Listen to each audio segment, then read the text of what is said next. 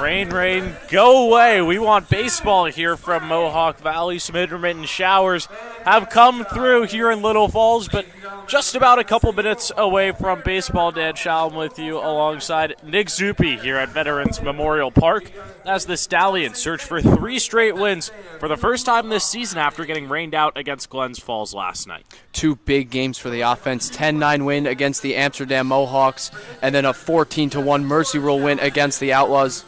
The Stallions' offense has really broken out of their funk in a big way.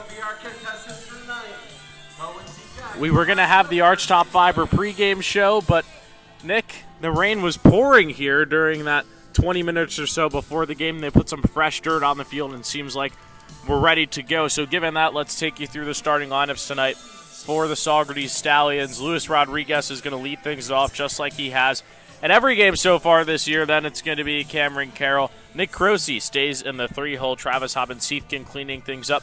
Justin Ford down there at 5. Then Reese Maroney, the new pickup from Rhode Island, in there at second base. Jamie Z, Dylan Passo, Sam Blanco rounding things out at the bottom of the lineup. And the arm that they're going against is Matthew Kahn from Villanova. The Stallions offense has really got in a nice groove offensively. The guy I'm looking for in this lineup to make a big impact is Reese Maroney. It's his debut tonight for the Stallions, and I think he's going to have a big day. And he batted over .350 at Rhode Island this past season. We'll see him either in this first inning if the Stallions get hot, but guaranteed to see him in the second if not. Kahn is ready to go. Luis Rodriguez in the box. First pitch strike, and we're underway here from Veterans Memorial Park. Stallions haven't won here in nearly 2 years. July 6th of 2023 being the last time Saugerties came out with a victory here at Veterans Memorial Park. The 0-1 is a fastball that's chopped over to third. Calabretti throws over. It's in time for out number 1.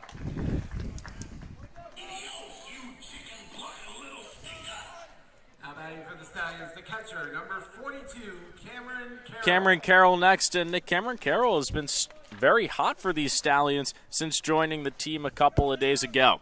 He's provided power in the 2 spot. He had a big RBI double against the Outlaws and has 2 RBIs through his first 2 games for the Stallions. 1 down here in the top half of the first. Stallions at the Diamond Dawgs. Yesterday rained out at home. Saugerties was supposed to play Glens Falls. Second time this season that Saugerties and Glens Falls have been rained out. That one will be made up in a doubleheader the next time Glens Falls comes to Cantine Field. Pitch is in there. It's 1-1. Carroll's playing catcher today, but he can also play outfield. He's another guy in this lineup that gives you defensive versatility. Can catch, play the outfield, play a little corner infield. Has himself down in a 1-2 count. Kahn searching for his first strikeout of the evening. This is a Diamond Dawgs staff that averages around 10 strikeouts per 9 innings. So wouldn't be surprised if he got one here.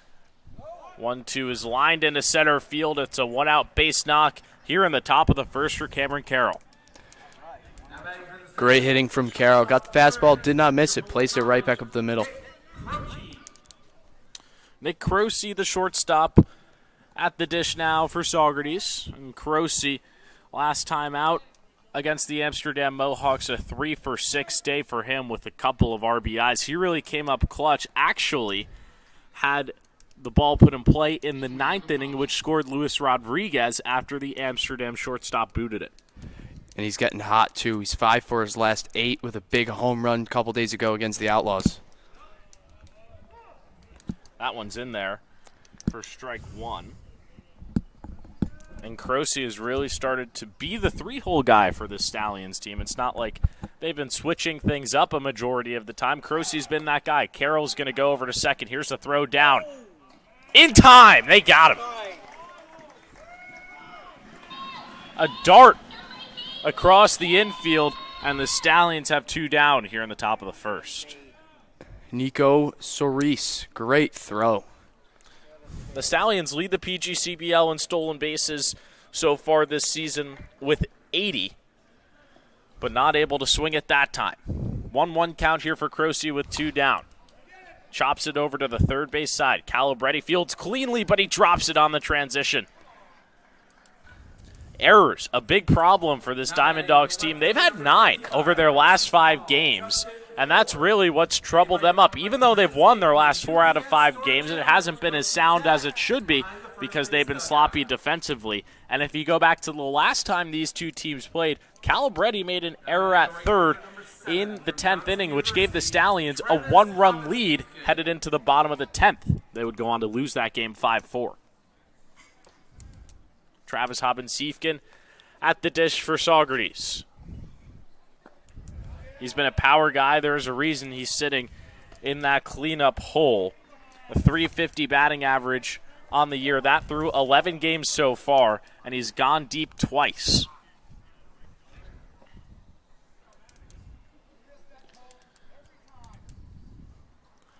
Knocked in 3 against the Mohawks in what was the Stallions' first win at Shuttleworth Park in nearly 2 years' time. Croce steals second. Not in there. It's back-to-back caught stealings against the Stallions. Croce confused by that one. They're saying that Ramsey got the tag down on his stomach. Stallions get 2 runners aboard here in the first, but both are caught stealing. We head to the bottom of the first here in Mohawk Valley. No score. All right, Diamond Dawgs fans, get ready for some fast-paced action on the field.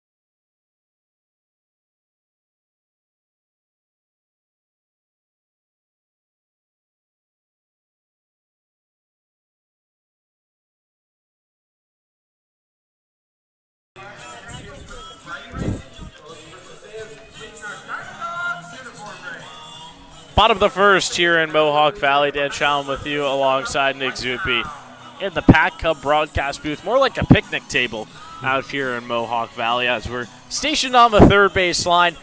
Nick, this is Stallions team. The pitching has been great over the last 11 or so innings. No runs earned given up in that time. They've been stellar. The man who's going to try and keep that going is Ryan Franklin on the bump today for Saugerties. And Franklin had a good outing last time he pitched this season. It was against the Outlaws. 2 innings, 2 hits, gave only 1 run to go along with 2 strikeouts.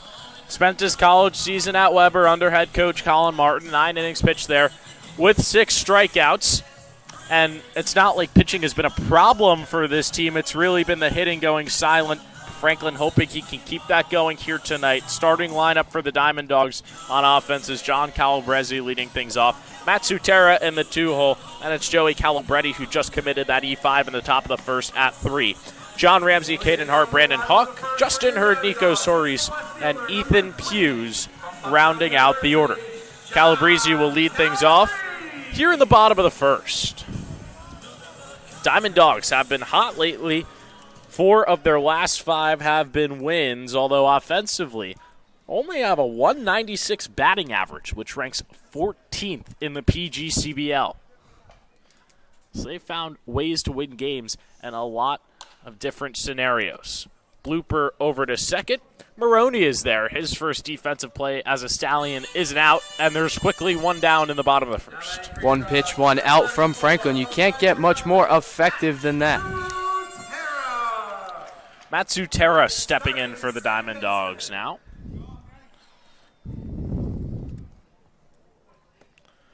Mohawk Valley have spent a lot of time on the road as of late. Last 3 games away from Veterans Memorial Park, went 2-3 on that trip. They'll spend the next 5 out of 6 here at Veterans Memorial Park as Franklin misses high for ball 1.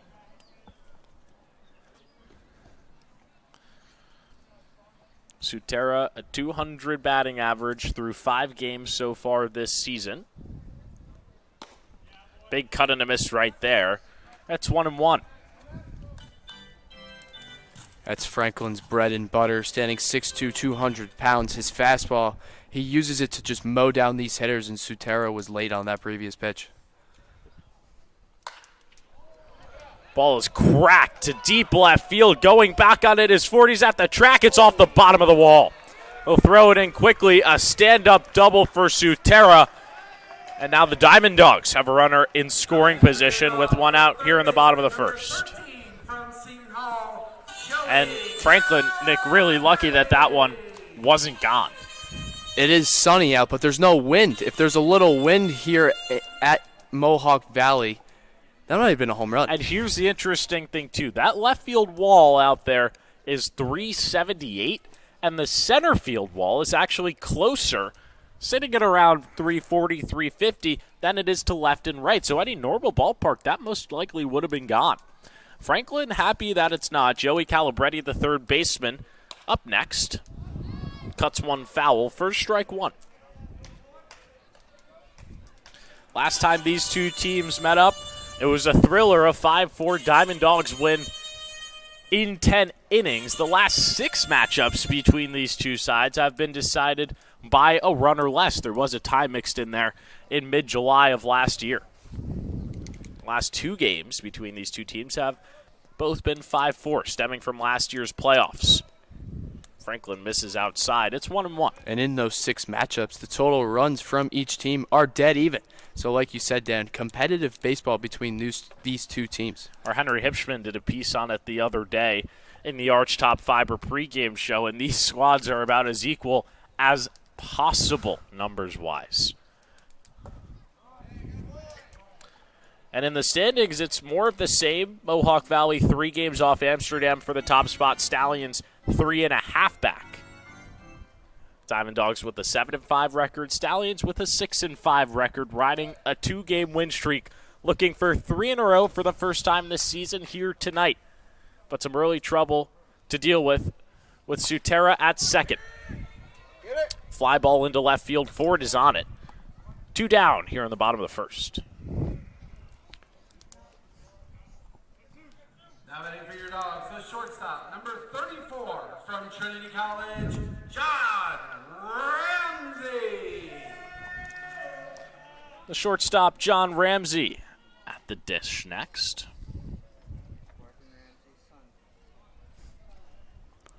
Went 0 for 3 against Boonville with a pair of strikeouts in his last game. Has a chance to erase that, though, here in the first with Sutera at second. Franklin misses upstairs for ball 1. Diamond Dawgs and the Stallions were tied 1-1 after 1 in the last matchup between these two sides, that being on June 3rd. Second trip for Saugerties up here to Veterans Memorial Park, and the Diamond Dawgs will return the favor next Thursday night at Cantine Field.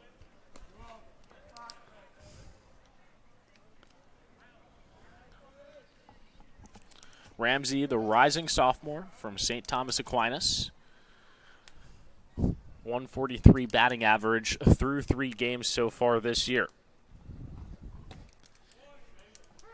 Franklin clips the top of the zone for strike 1. Hitting a problem for this team, but they do walk a fair amount, 75 in total. And that ranks 3rd in the PGCBL, but the batting average as a team still not above 200. Both of these teams in the lower half of batting average. The Stallions come in with a 254, which is good for 8th in the PGCBL. 3 balls, 1 strike here to the shortstop, Ramsey. Sutera at second after he doubled into deep left field. A steamy night here in Mohawk Valley, sitting at around 80 degrees right now, and it's been humid all day long. Franklin fools him there and gets himself back to a full count.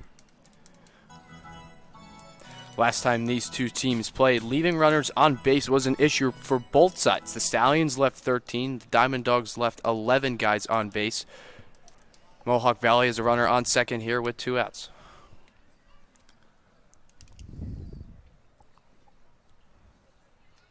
the payoff. Franklin misses outside. He issues his first walk of the day. Runners at first and second now, with Caden Hart, the center fielder, up. And Nick, you could already hear the Diamond Dawgs dugout getting loud. Things got very chippy between these two sides down the stretch last time out. A lot of smack talk going on, especially in that 10th inning when Virgil Heath was out on the mound trying to shut the door for the Stallions against the Diamond Dawgs. That dugout for Mohawk Valley was hounding him on every pitch. And he nearly got out of that. Had runners at second and third with 2 outs before a pass ball and then an RBI single to win the game for the Diamond Dawgs. Stallions 1 for 2 in extra innings so far this year. That lone win coming against Amsterdam a couple days ago. The 1-0. Gets by Carroll at home, and both runners are going to move up 90 feet.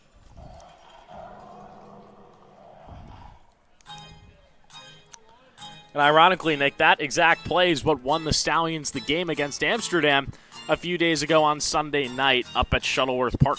Logan Sanchez got a nice bounce off the backstop, but he made an even nicer play, diving at home plate to tag out the runner to end the game. And Virgil Heath was on the mound in that scenario as well, picked up his first save of the year. Franklin looking to get out of this inning unscathed. He has runners at second and third. 2 outs. Having trouble locating. It's now 3-0. And a walk in this scenario, not the worst thing in the world. Better than a ball into the outfield. Caden Hart is struggling this year in the PGCBL. 3 for his first 33 this summer. So if there's a guy in this Mohawk Valley lineup to go after, it might be him. Franklin deals the 3-0 strike. And he didn't issue that many walks in those 2 innings against Oneonta, just 2. Had a couple of strikeouts as well, and only allowed 2 hits. He's already allowed a hit and a walk here in the bottom of the first. This ball's looped into right field. 2 runs are going to come in to score. Going over to second is Hart. It's an RBI double here in the bottom of the first. And the Diamond Dawgs take it early, 2-0 lead. That's really what plagued the Stallions in that losing streak was 2 out runs, and they just gave up 2 once again right now. In that losing streak, it was the errors that ultimately plagued them.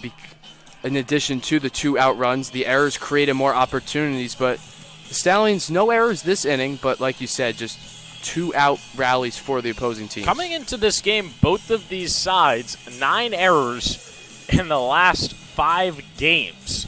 Hasn't necessarily been clean baseball. Mohawk Valley already has won here tonight. And now Praxi Vigil, the pitching coach for the Stallions, is going to go and talk things over with Ryan Franklin. Has already in the 2/3 of an inning he's pitched here tonight let up more than he did in the 2 full innings against Oneonta the other day. And this is a guy who did not see much work for Weber International. He only pitched 9 innings compared to a lot of these other guys who have played way more. There's people on the Stallions who have almost tripled Franklin's innings in their own college season. Franklin has let up 2 extra base hits here in the bottom of the first, and coming into this one, Diamond Dawgs only had 12 on the year, which ranked 12th in the PGCBL. Brandon Hawk grounds it to short. Croce throws to first in time, but not before the Diamond Dawgs take an early 2-0 lead here at Veterans Memorial Park. 1 left, 2 runs scored on 2 hits. 2-0 Diamond Dawgs as we head to the second.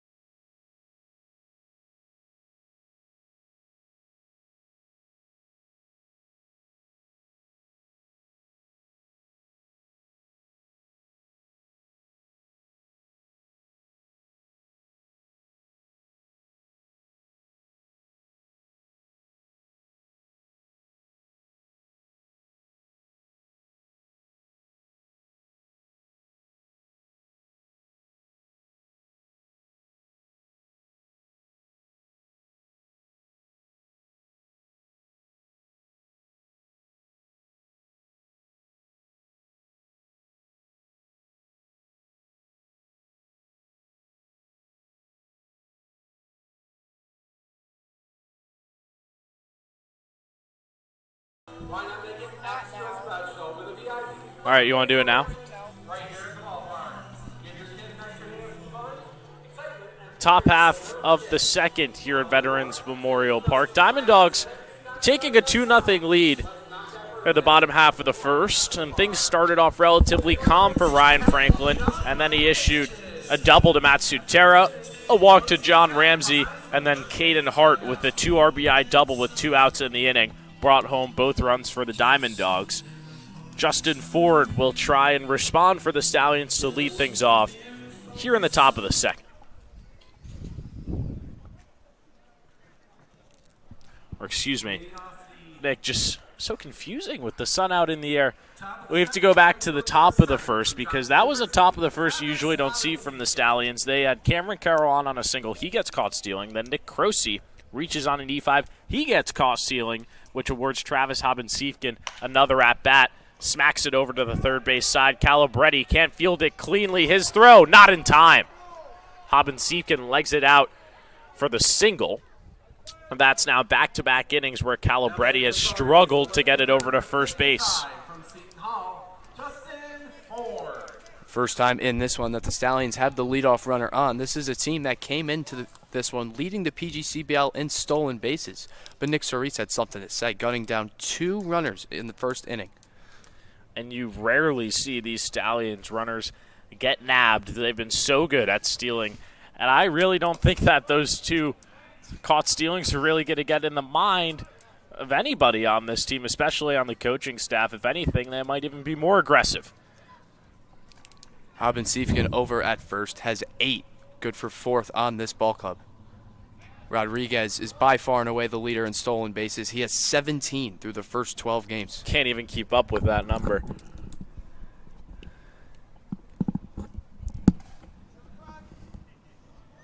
Ford in an 0-1 count here in the top of the second. Hobbins-Siefken at first.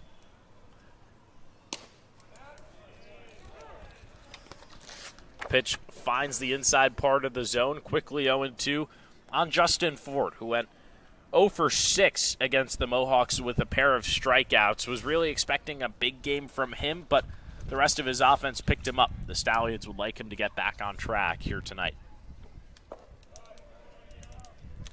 Takes down low for ball 1. And Ford was a guy who had success at Shuttleworth Park last year for the Stallions in 2024. He homered twice there at that very stadium against the Mohawks.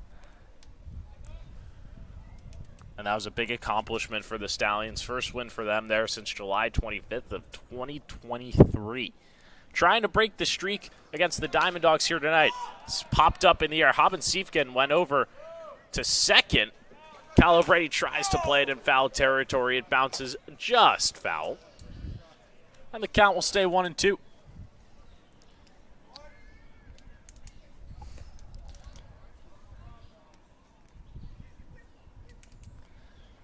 Stallions have not won in this ballpark in nearly 2 years' time. They have some early adversity to overcome, trailing 2-0 here in the bottom of the first.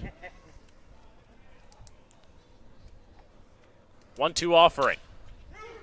Tasered over to second. Ramsey flips to second, over to first. A nice stretch and a pick by Hawk for the double play. 3rd time this season that Justin Ford has grounded into a DP, and there's 2 outs on the board.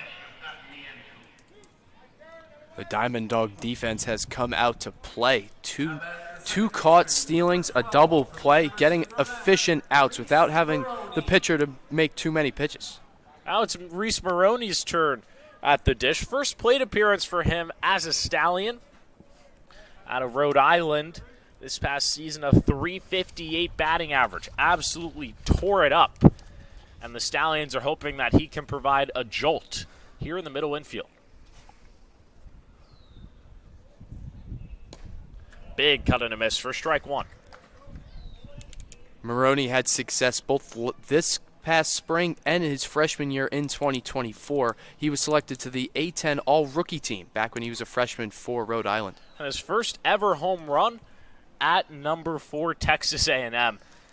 That's when you know a guy like Maroney is going to be a stud in college. He takes one down low. It's 1-1. And the numbers back up everything. An OBP sitting at around 450. The slug over 450, and that combined just over 1,000 OPS for him.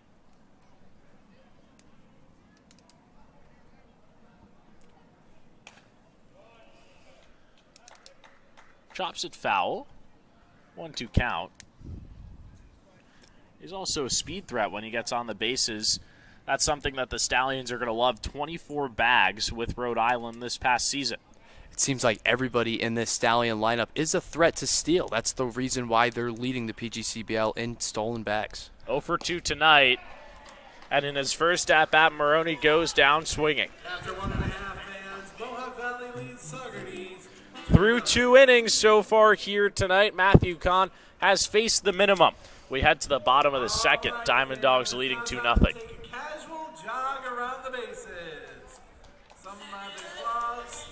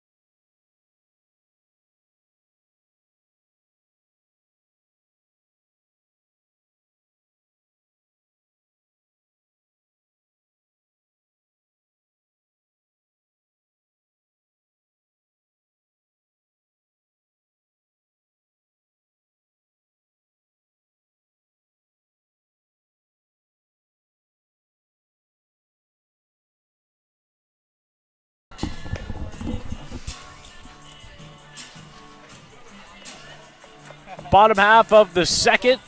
Diamond Dawgs leading 2-0. They played it 2 in the bottom of the first. And Nick, a time now for Ryan Franklin just to reset. New inning and get some outs.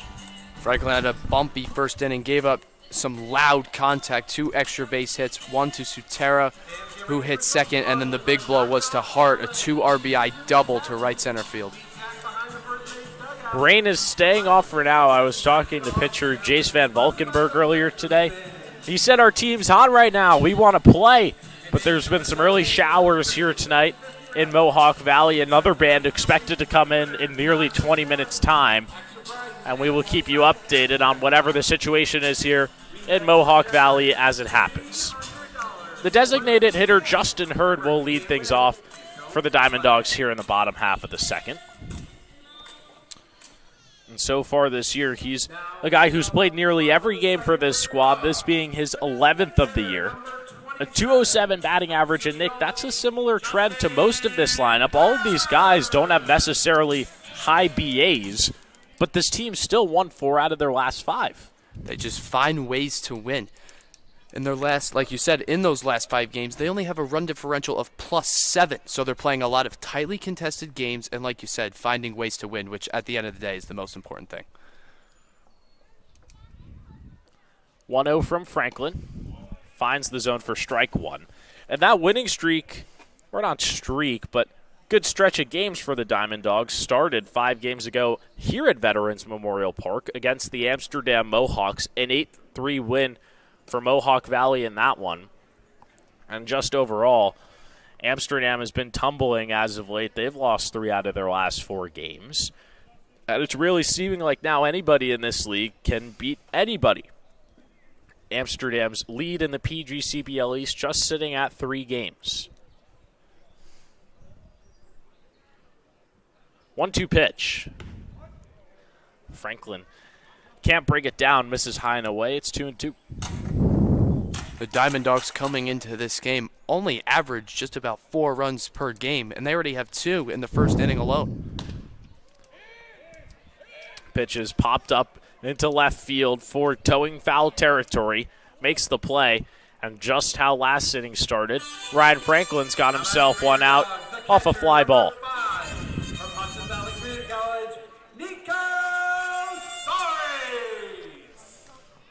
Stallions have been played by the Weatherbug a lot recently. Haven't been playing a lot of their games They have a doubleheader against the Glens Falls Dragons coming up next Monday. The next 5 of 6 for this team coming on the road. Another fly ball, this time into center. Rodriguez is on it to retire Nico Soris. 2 quick outs for Franklin here in the bottom of the second.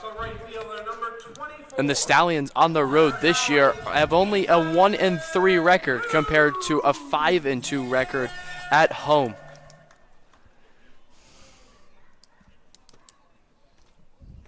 Ethan Hughes, the right fielder, stepping in, played with this Diamond Dawgs team last season and is back for year 2. Chops the first pitch he sees foul for strike 1.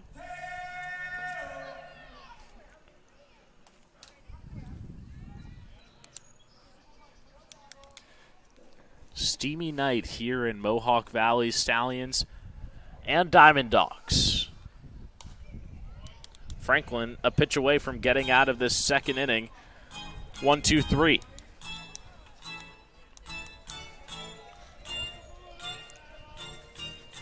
Still searching for his first K on the day.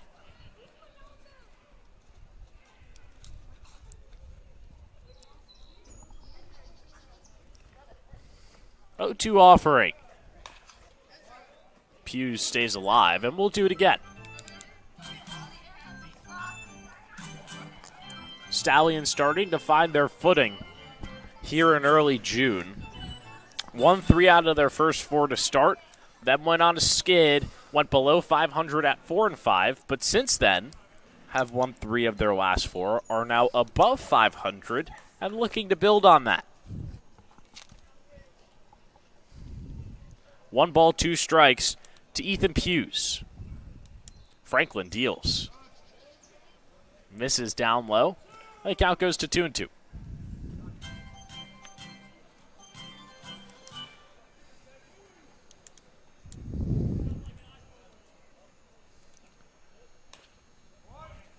Hughes stays alive once again. Saugerties a +6 run differential on the road so far this season. Good, not great. Have had a couple tight ones pulled out, most recently being 10-9 at Shuttleworth Park, 5-4 loss here to the Diamond Dawgs earlier this season, those being the 2 really close ones, otherwise been mostly blowouts in one direction or the other. Hughes has worked himself here into a full count with 2 outs. Payoff. Hughes rockets it foul, and the count stays full. 3 foul balls with 2 strikes in this at-bat from Hughes. This is the second time now that Franklin has gone full against a Mohawk Valley hitter. And was in this same situation last inning, 3-2, 2 outs to John Ramsey before issuing the walk. That set up the RBI double from Caden Hart. Payoff. Hughes really putting up a fight.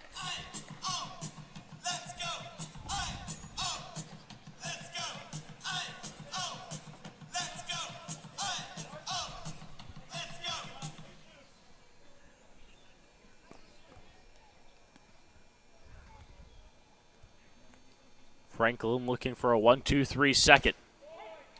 And he gets it. Rings up Hughes on the fastball upstairs. Franklin retires the Diamond Dawgs in order here in the bottom of the second.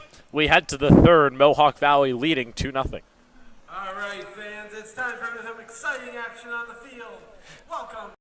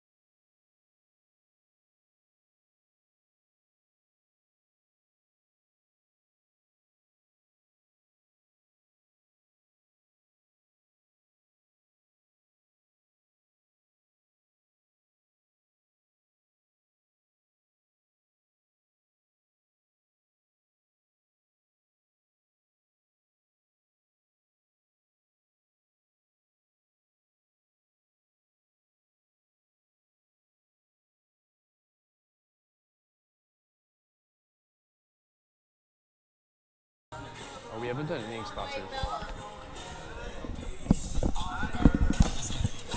2 innings down, 7 to go here in Mohawk Valley. Stallions trailing 2-0. And Nick, they had the same deficit the other day up at Shuttleworth Park, trailed 3-1 heading into the third, put up a 2 spot in that one.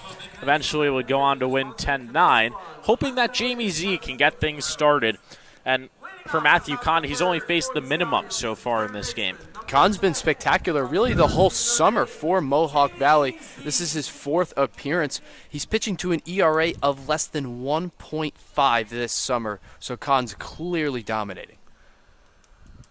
Jamie Z at the dish for the Stallions, and it's not like Saugerties hasn't been hitting so far in this game. They've got 2 base knocks on the board, courtesy of Cameron Carroll and Travis Hobbin-Siefkin. But in the first inning, a couple of runners caught stealing, and then in the second, Justin Ford grounds into a 6-4-3 double play. Things simply just haven't gone Saugerties' way so far.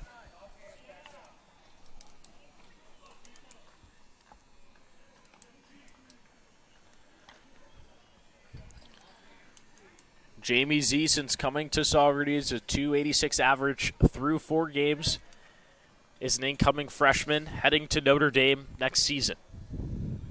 Finds himself in a 1-1 count. Takes down low, and Z really came up clutch for this team against Amsterdam on Monday night. In that top of the 10th, had 2 strikes, 2 outs on him, and it's a ground rule double to right field, scoring the game-winning run for the Stallions. And he's done a great job of that. This summer, through the first 4, he has 2 doubles. So Z has done a nice job of finding the gaps and hitting the ball to those gaps and ultimately getting extra bases. He makes up 2 of the 18 extra base hits for Saugerties this year. Cracks one into center field. Going back on it is hard. He's at the track. He makes the play just in front of the wall, but allowed out number 1 here in the top of the third. Nice play from Hart, battling the sun. The sun is currently right behind home plate, so for Hart, that's dead on. Nice running play on the warning track for the center fielder. And that's an interesting thing here about Veterans Memorial Park. Center field shallower than left and right, which is something you rarely see at any ballpark. Dylan Passo, the first baseman, next for Saugerties. Has only played 1 game for the team, that being against Amsterdam.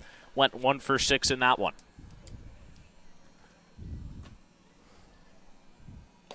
But him and Z, the Notre Dame connection, both headed to the Fighting Irish next year and both being incoming freshmen. They actually played against each other in high school too. Paso with Red Bank Catholic and Jamie Z, Bergen Catholic.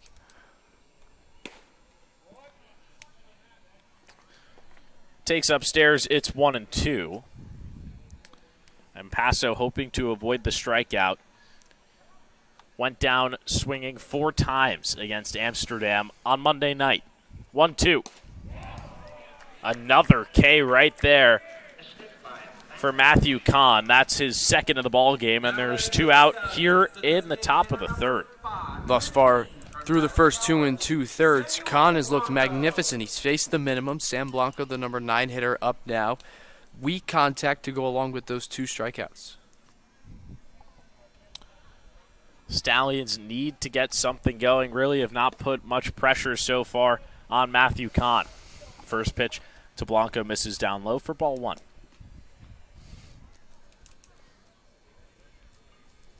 And Kahn did not appear for Villanova this past season, but has shown to be a very solid arm so far early this summer. Has a 1-1 count here on Blanco. And it's been the strikeouts for Kahn. 11.12 strikeouts per 9 innings for the right-hander for Mohawk Valley. Gets Blanco to go around right there. It's 1-2, and it's been a while for the designated hitter tonight. His last game coming last Friday against Utica. That an 0-for-4 night for him, but he did have an RBI in that one. The 1-2 pitch. Strike 3 got him swinging. Back-to-back Ks to start off, or to end, the top half of the third. It's been a brilliant outing for Matthew Kahn so far. He's faced the minimum through 3 innings. Diamond Dawgs still leading 2-0.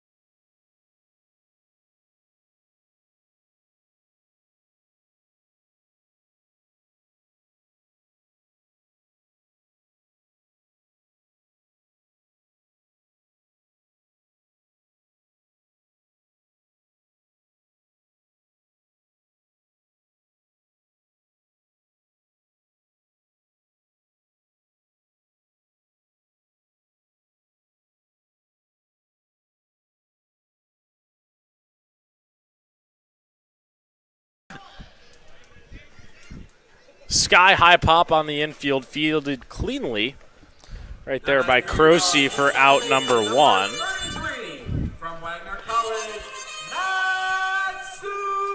Matsutera stepping in now, the second baseman. He started things hits-wise for the Diamond Dogs, had a double in the first inning, and then eventually came around to score as the first run of the ball game. That coming off the RBI double from Caden Hart.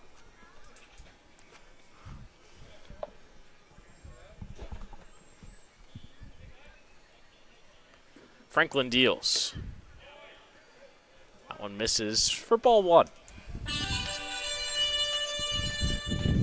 Sutero's double back in the first inning was actually his first extra base hit of the summer for the Mohawk Valley Diamond Dogs.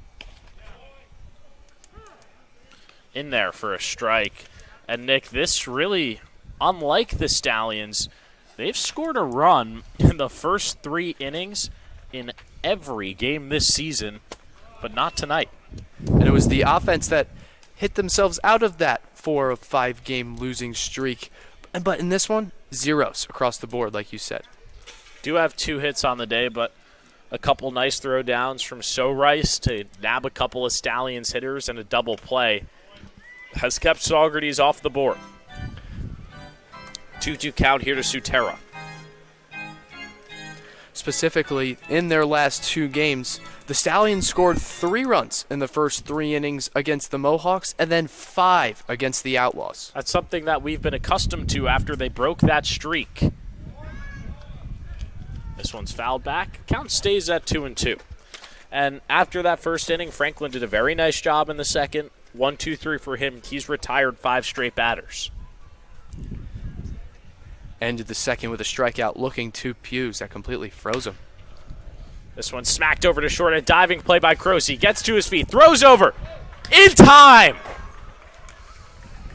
What a play by Nick Croce at short. And there's 2 out. Now batting for your Dogs, the third baseman, number 13. Matt Sutero looked like he was going to have his second hit of the ball game. Hit a 2-hopper in between short and third, but Nick Croce makes the nice sliding play.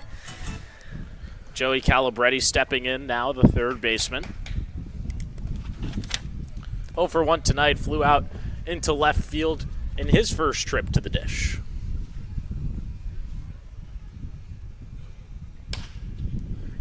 Chops it over to Croce. 3 plays, 3 outs to the Stallion shortstop here in the bottom of the third. 6 straight batters retired over the last 2 for Ryan Franklin. We head to the 4th. Still 2-0 Diamond Dogs.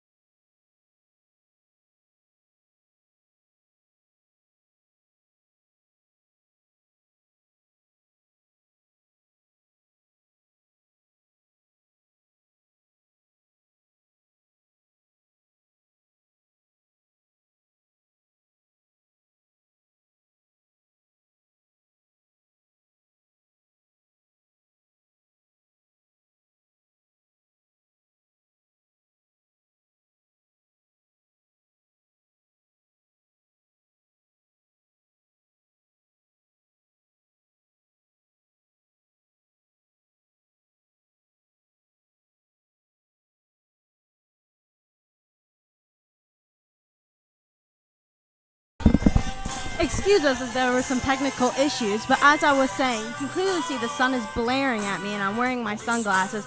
But then just 45 minutes ago, it was torrential downpour here in Little Falls. We are expected to have some severe thunderstorms within the next hour to 90 minutes.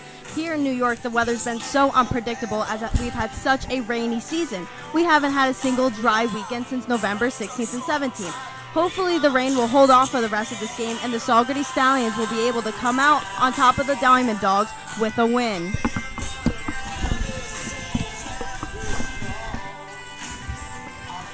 Thanks so much, Hannah, for that weather report. It's sunny now, which is the most important thing here. Not too many clouds in the forecast, but like you said, we had to deal with plenty of rain in the pregame. A lot of adversity for the broadcast team here, Dan, so far. Hey, we've been fighting the adversity. The Stallions also fighting the adversity. They only have 2 hits and have had only 9 hitters come to the dish through 3 innings so far, which is the minimum. A big reason for that was Matthew Kahn. 3 innings, pitched 3 strikeouts, gave up only 2 hits in that one. Dallas Hot Wiener's call to the bullpen for Mohawk Valley is Jake Beck. His first pitch is fouled out of play for strike 1. Beck is from Trinity University, hometown, Austin, Texas. Right-hander, wearing number 35 for the Diamond Dawgs. He will be facing the top of the Stallion lineup. Luis Rodriguez will lead things off. Cameron Carroll is on deck, and then Nick Croce is in the hole. And Nick, I don't know about you, but I wouldn't have pulled Matthew Kahn. He was mowing down these Stallions hitters. But just what Saugerties wants, they get a new arm on the mound to get a different chance to attack. And that this is a team where they have thrived in the first 3 innings. First time all season they did not score, especially we've talked about it last half inning. The Stallions put up 5 runs against the Outlaws in the first 3 frames in their latest home game. 0-2 pitch is in the dirt. Ball 1 to Rodriguez. Rodriguez has done a great job of setting the tone as the leadoff hitter for Saugerties this summer. He's tied for first in batting average with a .400 batting average. Came into this one 16 for 40. He went 6 for 6 last time out against Amsterdam, and congrats to him as well, heading to St. John's next year. Fouls this one off to the right side. A nice running play by the first baseman, Hauk, up against the fence. So Rodriguez is retired for the second time this game. Nick, I think you and I are both a little bit tired after the bus ride up here. The whole setup dealing with this rain, which is supposedly about to come down in 10 minutes' time. Just need a nap. You're not wrong. Hopefully Mother Nature can push this rain back a couple hours, maybe an hour and a half, just in time for us to get this game in. After Rodriguez is Cameron Carroll. He had a single back in the first inning. First pitch to him is in the dirt, ball 1. But Carroll has been a nice addition to the Stallions. He's now the 3rd guy on this team who can catch. Sam Blanco and Logan Sanchez, the other 2. Carroll behind the dish in this one. Yet to nab a runner stealing, but he was actually caught stealing back in the first inning. Cerise made a nice play. Carroll takes ball 2. Right there from Beck. And you mentioned catchers. George Baker on his way from Louisville after they just got knocked out of the College World Series. Stallions getting some more depth behind the dish. Depth and versatility. That's the big thing that Colin Martin, head coach for the Stallions, can work with. A lot of these new additions, they're not just one position guys. Jamie Z for this year for the Stallions, he's already played second, third, and short. Nick Croce, another guy who's played all 3 of those positions. Carroll's played 3 different positions. Outfield catcher, he played a little bit of first. So Colin Martin has a lot to work with this summer. Carroll takes the 4-pitch walk outside. He's on base for the second time this game. Up next is Nick Croce, the shortstop, who actually had a spectacular inning in the bottom of the 3rd defensively. He made all 3 outs in that one. He's been busy over there at short tonight, Nick. Those 3 plays, like you mentioned, had the last out in the first inning as well. He's done a great job so far, 4 for 4. And on the batting front, reached on an E5, but then was caught stealing to end the first. First pitch to him is a strike. Croce swings and misses on the breaking ball. But Croce has been one of these guys who's been a staple in the Stallions lineup. He's hit anywhere from 2 to 4, and he's been consistent. He's third on the team in RBIs. He has one of the 3 home runs for the Stallions. Travis Hovigan-Siefken, who's actually on deck, has the other 2. But he's been one of the few power bats in this lineup for Saugerties. Beck's 0-1 is again in the dirt. Croce goes fishing 0-2. But the strikeout is where Croce has been vulnerable through the first 11 games. He does have 11 strikeouts, so he's averaging 1 strikeout per game. Behind in the count, 0-2. Carroll away from first after the 4-pitch walk. Not going anywhere. Croce swings and misses, strike 3. He is now 0 for 2 in this one. Josh Beck picks up his first strikeout of the game. 2 outs here in the top of the 4th for Travis Hobbins-Siefken. And Nick, Croce went down on the same pitch right there. 3 times in a row, Beck just threw him the off-speed, and he chased it every time. If it ain't broke, don't fix it. 3 pitches, 3 breaking balls. Nick Croce goes fishing for out number 2. Hobbins-Siefken in this one is 1 for 1. He singled back in the 2nd inning, hit a hard ground ball to Calabretti at 3rd. He pops this one in play. The right fielder and second baseman both making a play, but it will be Hughes, the right fielder, that will retire Hobbins-Siefken. So the Stallions had a base runner, but they end the inning. No hits, no runs, no errors. We're going to the bottom of the 4th. Stallions still trailing 2-0 from Veterans Memorial Park. Mohawk Valley Diamond Dawgs are back next year. Veterans Memorial Park on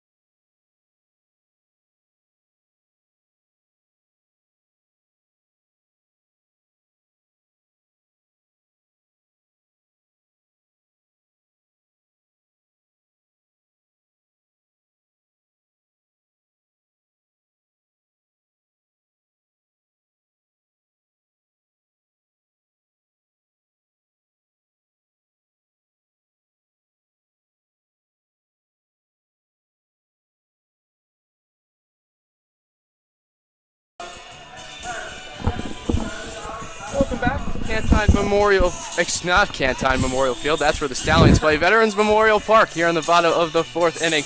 Nick Zuppi alongside Dan Shalom. I wish we were at Cantine. We'd be in the Pac-12 broadcast booth. Be a lot more comfortable, Nick, but the Stallions are on the road, and this kicking off the stretch of 5 of their next 6 away from Cantine, even though I know you'd love to be there. I would love to be there. The Stallions play the Outlaws in their next game, followed by a doubleheader against Glens Falls on Monday. Home Sunday against Boonville. First trip to Damaski Field tomorrow. But in this one, the Stallions are busy, trailing 2-0 here in the bottom of the 4th. Ryan Franklin doing his thing. He has 2 strikeouts in this one. Ryan Franklin, ever since the first inning, has been excellent. 7 straight batters retired for him and got 1, 2, 3s in the 2nd and 3rd. Stallions hoping for some length here in the 4th. number 34 from Trinity College, John Ramsey will start things off in this one. He reached base by way of a walk back in the 1st. He came around to score on the 2 RBI double from Caden Hart. First pitch to him is low in the dirt. Ball 1. Franklin has given the Stallions length. That's something that pitching coach Praxi Mihiel has been preaching. Now we're getting later into the summer, so the Stallions pitchers have been working their way up. Franklin pitching into the 4th. Ahead, 1-1 count now on Ramsey, who's playing shortstop, the Austin, Texas native.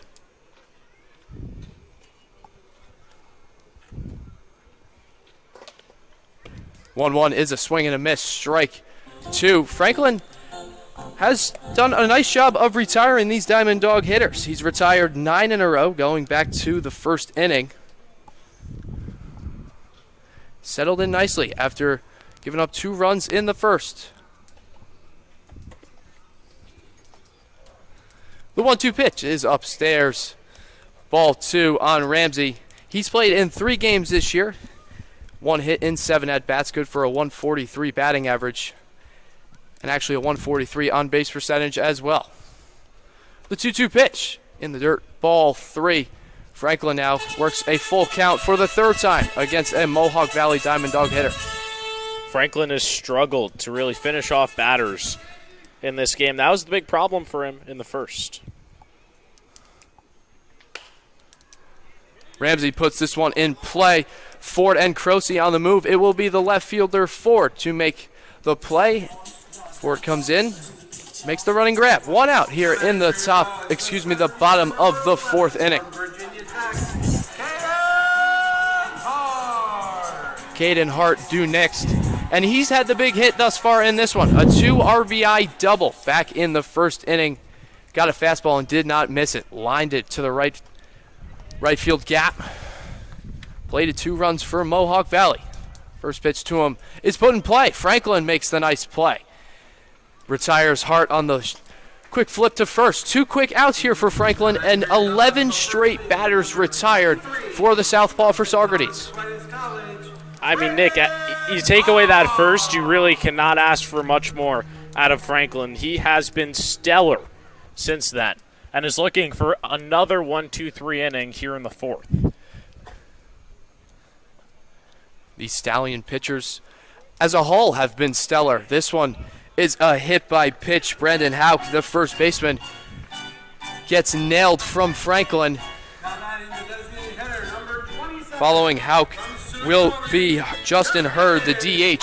But in their last 4 games, the Stallions have only allowed 19 runs, and 9 of those came against the Mohawks in their last game up at Shuttleworth Park 2 days ago. Staff has really been good for this team.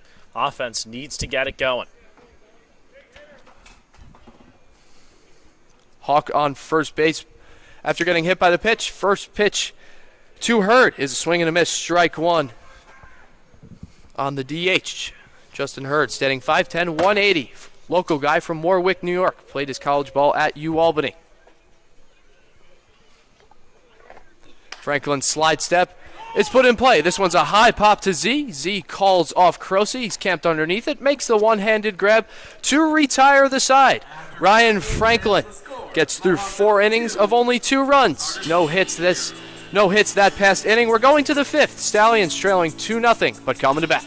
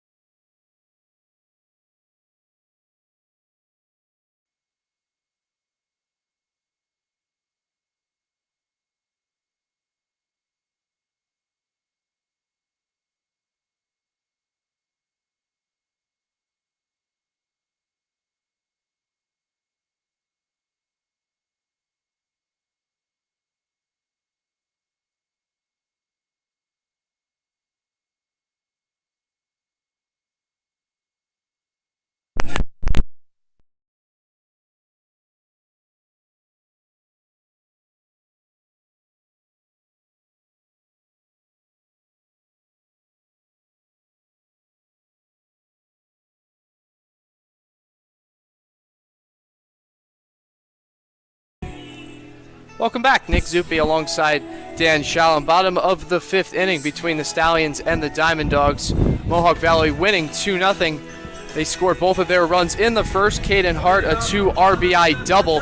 But Ryan Franklin, ever since then, has retired 10 of his last 11 hitters. He's been dominant. He's really settled in nicely in this game, Nick. And he's trying to tie Derek Constance, who pitched 5 innings at Utica for the longest start this season by a Stallion. And we brought it up earlier, but it's notable again. Pitching coach Praxi Mihil, when he was speaking to us a couple days ago, he said he wants to get more length out of his pitchers. Finally, they're at a point where they've built up enough. They're looking to stretch them out. Franklin pitching into the 5th inning for only the 2nd time this season. Like Dan just said, Derek Constance was the other. Got through 5 innings of just 1 run ball. Franklin's pitch is lined up the middle. Croce dives, cannot get a glove on it. It will be a base hit for the catcher, Nico Sorois. First time all game that Mohawk Valley has the leadoff runner on. First time either team has the leadoff runner on in this one. And just to put into context how dominant Franklin has been, that's the first hit for the Diamond Dawgs since the 1st inning. He's been mowing down Diamond Dawgs. Ethan Pugh's now in the box for Mohawk Valley. He's 0 for 1 in this one. Pugh squares, gets a bunt down. It will be Carroll from the backstop. His throw over to first is in time to retire Pugh's. A successful sacrifice, 2-3. Carroll makes the throw over to Paso. Runner in scoring position now for the Diamond Dawgs, that being Nico Sorois for the top of the order. John Calabrese, the left fielder in the batter's box. He's 0 for 2, hit 2 pop-ups in this one, 1 to second and 1 to shortstop. Stallions will trade that all day long. They do not mind giving away second base for the out right there. Franklin set the belt, long look at second. First pitch to Calabrese is outside, ball 1. Franklin only has 1 strikeout, doing a nice job of letting Mohawk Valley put the ball in play. 5 groundouts, 2 flyouts, and 2 pop-outs thus far for Franklin. Calabrese fouls the pitch off. 1 ball, 1 strike. The catcher Sorois actually stole on that previous pitch, but we'll do it again. 1 ball, 1 strike, 1 out here in the bottom of the 5th. Stallions trail 2-0. Have to monitor. The last thing they need right now is to be down 3 here at Mohawk Valley, especially given the offensive struggles through 5 innings at the dish. Calabrese puts this in play over to Croce. His backhanded snap is not successful. Nick Croce boots the ball over at short. That will be the first error for the Stallions in this one, but it would have been a tough play regardless. The speeding Calabrese hit it in the hole. Croce would have to make a play on the run, but it will go down as an error. First of the game for Saugerties. 6 straight games now for the Stallions where they've had at least 1 error. And same goes for the Diamond Dawgs. Both these teams 10 errors over the last 6. But again, actually the error in that case not the worst thing in the world with first base already being open. Sets up the double play for Matt Sutera. He, in this one, he's tasered 2 different balls in this one. Had a double in the 1st inning. Nice block from Carroll, keeping Sorois at second base. But going back to Sutera, he had a ground ball in between short and third back in the 3rd inning where Nick Croce robbed him of a hit. Franklin behind in the count, 1-0. Runners on first and second. His 1-0 pitch is outside, ball 2. Heart of the order coming up for the Diamond Dawgs. Matt Sutera hits second. Behind him is the 3-hitter Joey Calabretti. And then John Ramsey is in the hole playing shortstop.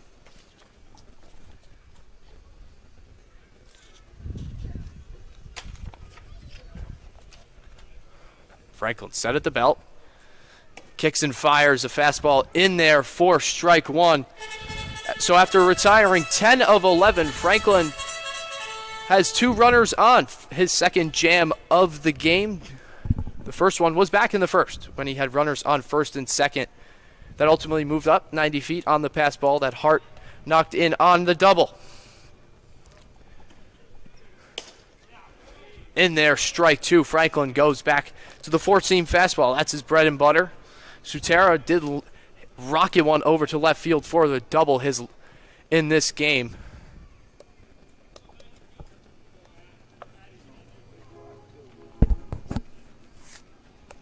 Franklin checks Cerise at second. The 2-2 pitch is fouled away. We'll do it again. 2 balls, 2 strikes.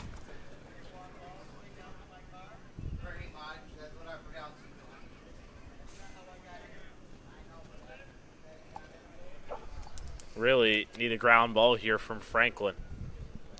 A ground ball double play would end the inning and get Franklin through 5 innings.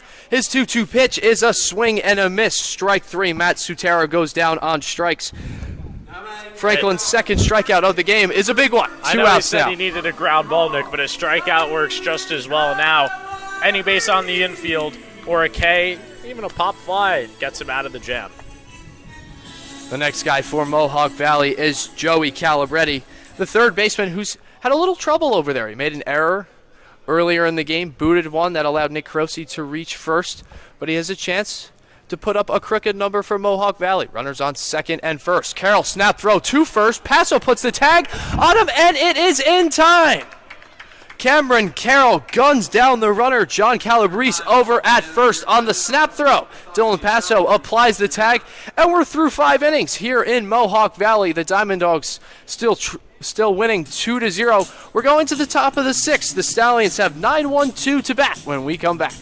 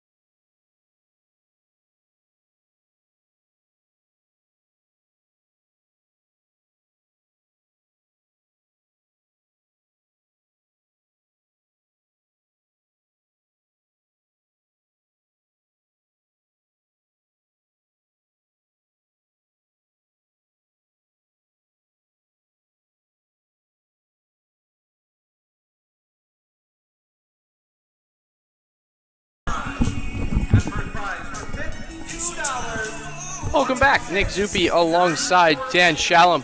Top of the 6th between the Stallions and the Diamond Dawgs. Mohawk Valley winning 2-0. But hits are even at 3. Errors are also even at 1. So a very even baseball game here in Little Falls, New York.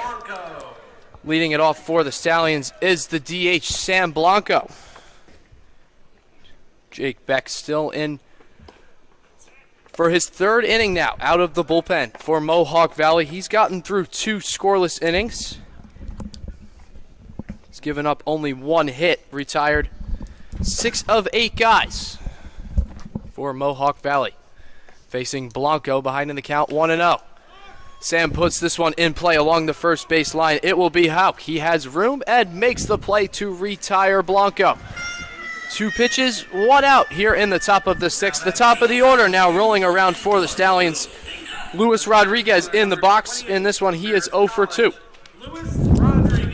And Nick, I don't know what's happened. Over the last 2 games, Stallions put up 24 runs. The offense has just come to a standstill here today in Mohawk Valley. Prior to those last 2 games, they had a team batting average of 187 over that 5-game stretch where they lost 4 of them. First pitch to Rodriguez is a strike from Beck. Rodriguez, he's been the guy for the Stallions at the top of the order every game, hitting leadoff, but he's done a nice job of setting the tone. Leads the team in stolen bases with 17. So if he finds a way on first, he will more than likely turn it into a double. But he lines this one into the left field gap. Hart makes the running play. Rodriguez will not go for second, settles at first. But the Stallions have a base runner. 1 out in the top of the 6th.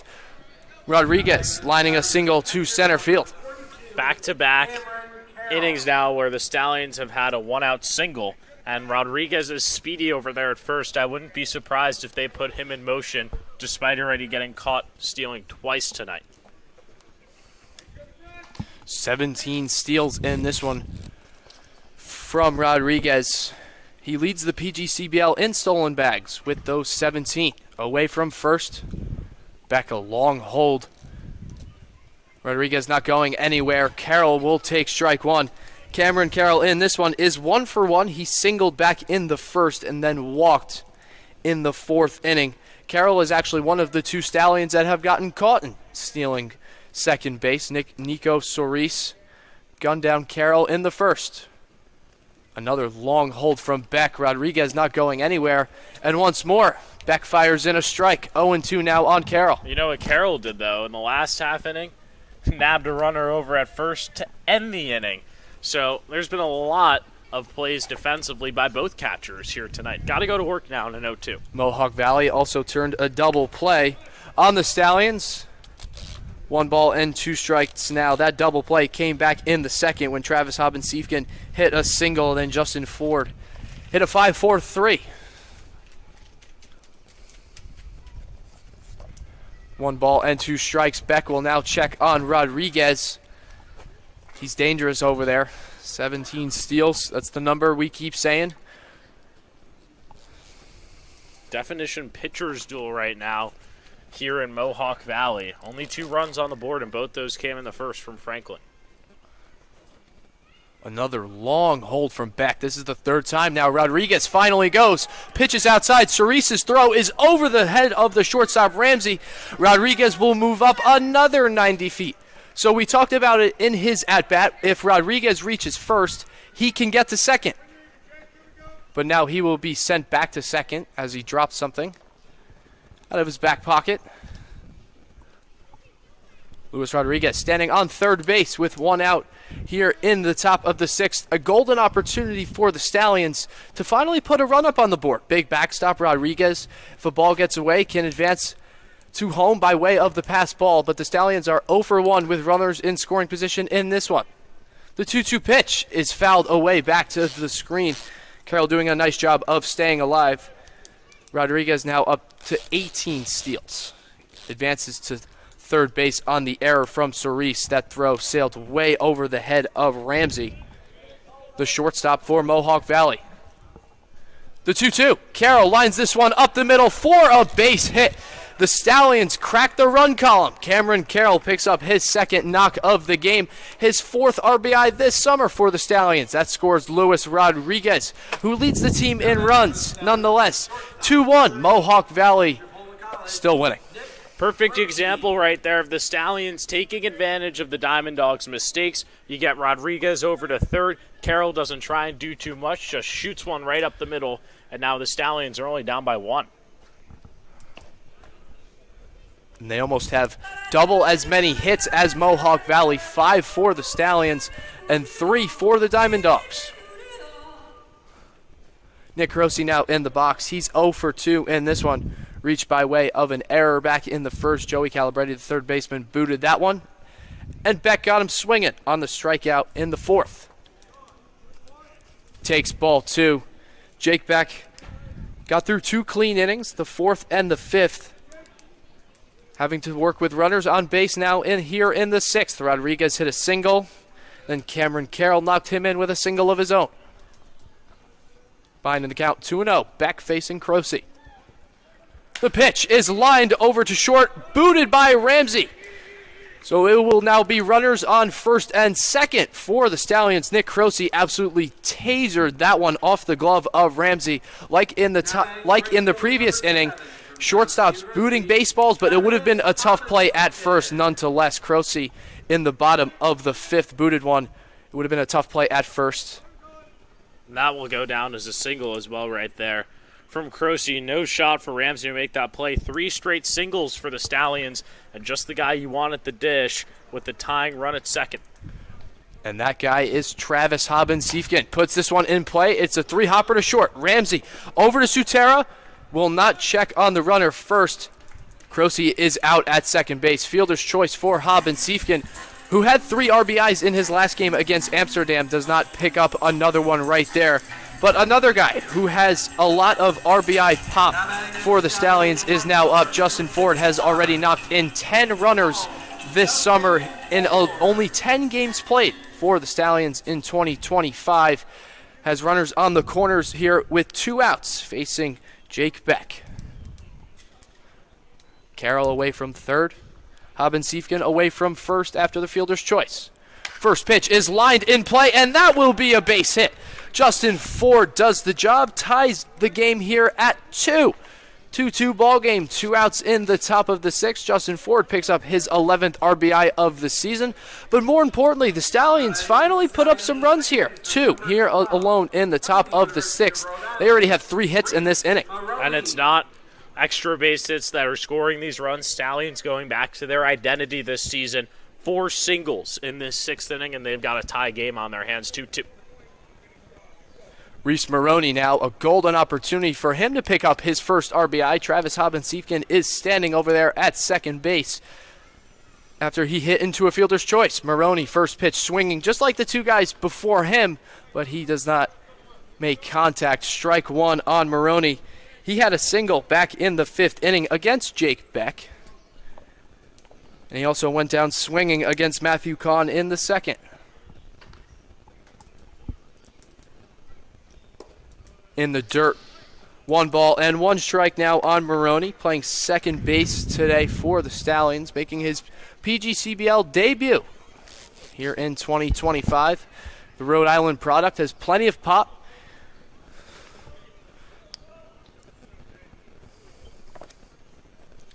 The 1-1 is in there. Strike 2. Maroney now down in the count, 0-2. And this is a guy who knocked in 42 runners last year for Rhode Island in 58 games. So this is somebody that head coach Colin Martin would expect to get the job done. Down in the count, 1 ball and 2 strikes. Would be a great time right here for RBI number 1 as a Stallion. The pitch is in the dirt, ball 2. Nice block forms. Cerise keeping the runners at second and first. Travis Haben-Siefken is over at second. Justin Ford is over at first. The Stallions have plated 2 runs in this inning. It started with a Luis Rodriguez single, and then a Cameron Carroll single scored him after Rodriguez stole his 18th base of the season. Croce singled, a fielder's choice from Haben-Siefken, and an RBI single from Ford. Tied things at 2. But Reese Maroney goes down looking for strike 3 to end it here in the top of the 6th. Stallions tie things at 2. 4 hits, no errors. 2 runs left on base. We're going to the bottom of the 6th with the Dallas Hot Wieners call to the bullpen. Jace Van Valkenburg will be pitching to Mohawk Valley when we come back. 50-50 tickets. Third prize, a pair of Diamond Dawgs shorts goes to 1-8.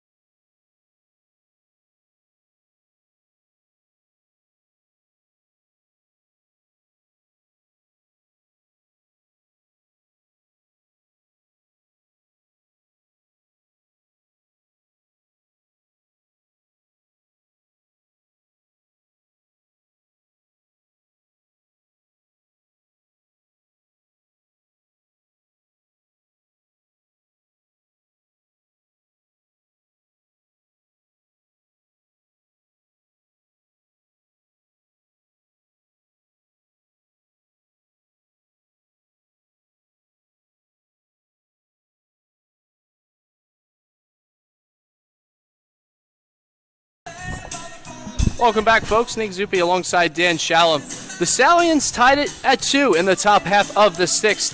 4 singles. Luis Rodriguez had the first. He came around to score on an RBI single from Cameron Carroll. Rodriguez stole second. Carroll knocked him in.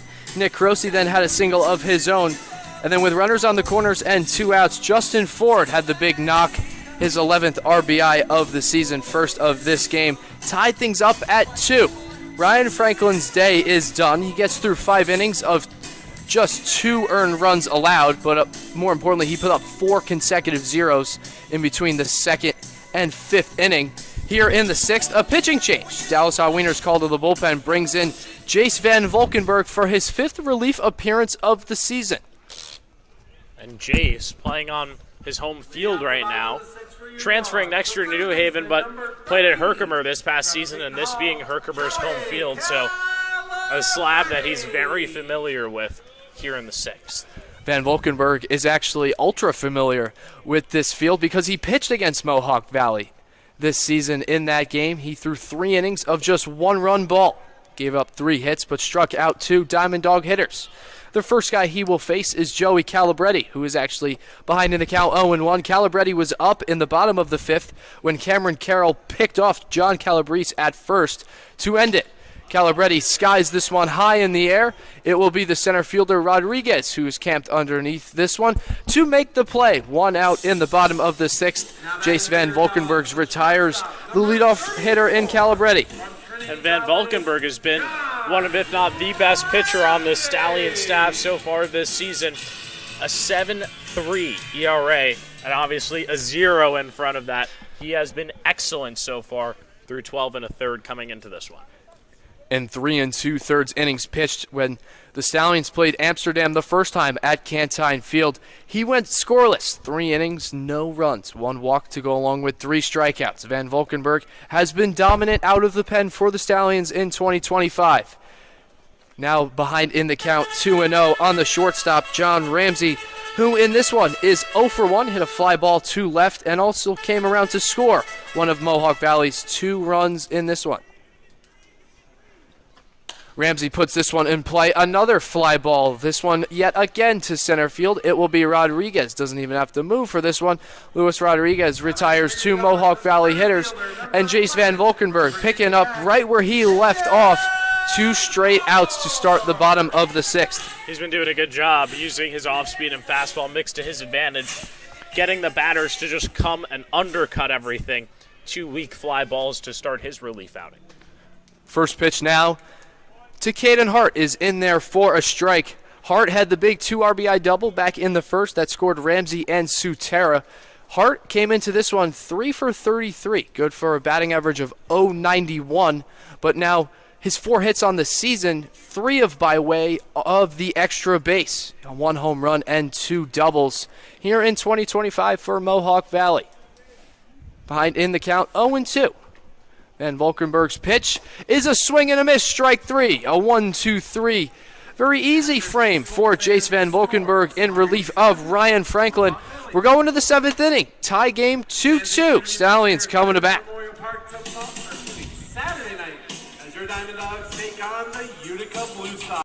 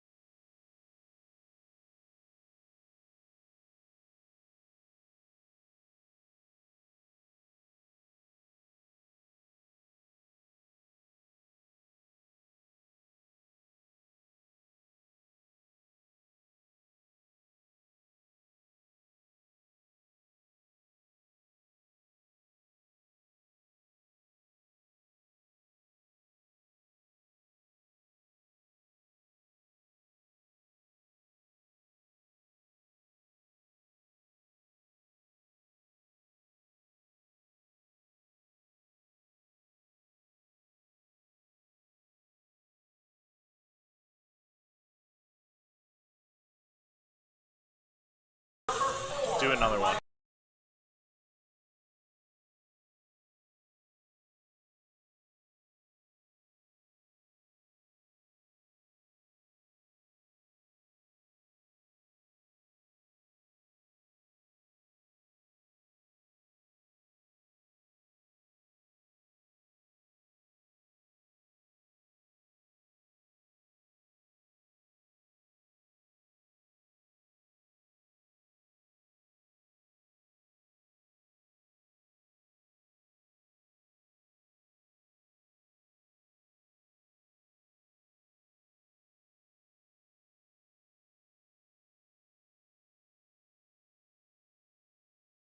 Top of the 7th, time for a Dallas Hot Wieners call to the bullpen, but really call to third base. Joey Calabretti comes in to pitch for the Diamond Dawgs.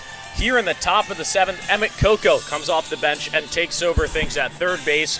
And Nick, that decision makes sense after Jake Beck led up 4 singles in the top half of the 6th and 2 earned runs as the Stallions tied the game at 2. Stallions played 2 runs, like you said, tied the game. but they finally had good at-bats. They were putting good hard swings on the baseball, and it paid off. 4 singles, like you mentioned, for ultimately 2 runs. And we're in a tie game, 2-2. In the 7th, Stallions out-hitting Mohawk Valley 7-3. 4 of them came by way of the single just last inning. Beck leaves with a final line, 3 innings pitched, 5 hits, 2 earned runs, a walk, and 2 strikeouts. First batter that Calabretti's going to face here in the top of the 7th is Jamie Z. He'll take a first pitch ball, and Z 0 for 2 tonight.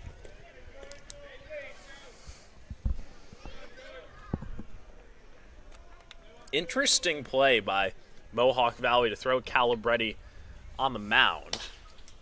As this is chopped over to short, Ramsey throws across the diamond in time for out number 1, as they now lose Calabretti in the lineup, and that's their 3-hole hitter. Calabretti in this one was 0 for 3. He had 2 fly balls and a ground out in this one.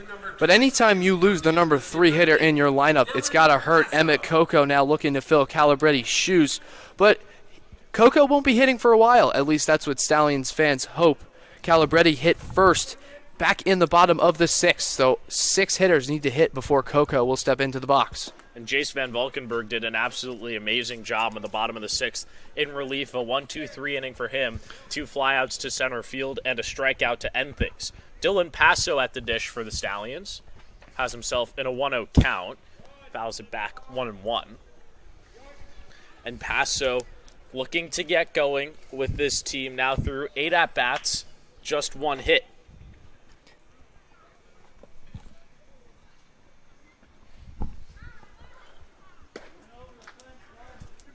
That one misses outside. It's a 2-1 count. The last 6 games between these two teams, run differential of 1 or less. And things through the last 6, even overall. This one's flowing out over to third. There to make the play is Coco on his first defensive play. And there's 2 quick outs here in the top of the 7th. From Dallas College, Samuel Blanco. Joey Calabretti gets 2 pretty easy outs here in the top of the 7th. Van Valkenburg came in, did a nice job. Had a 1-2-3 inning in the 6th. Calabretti now 1 guy away from doing the same thing, a 1-2-3 in the 7th.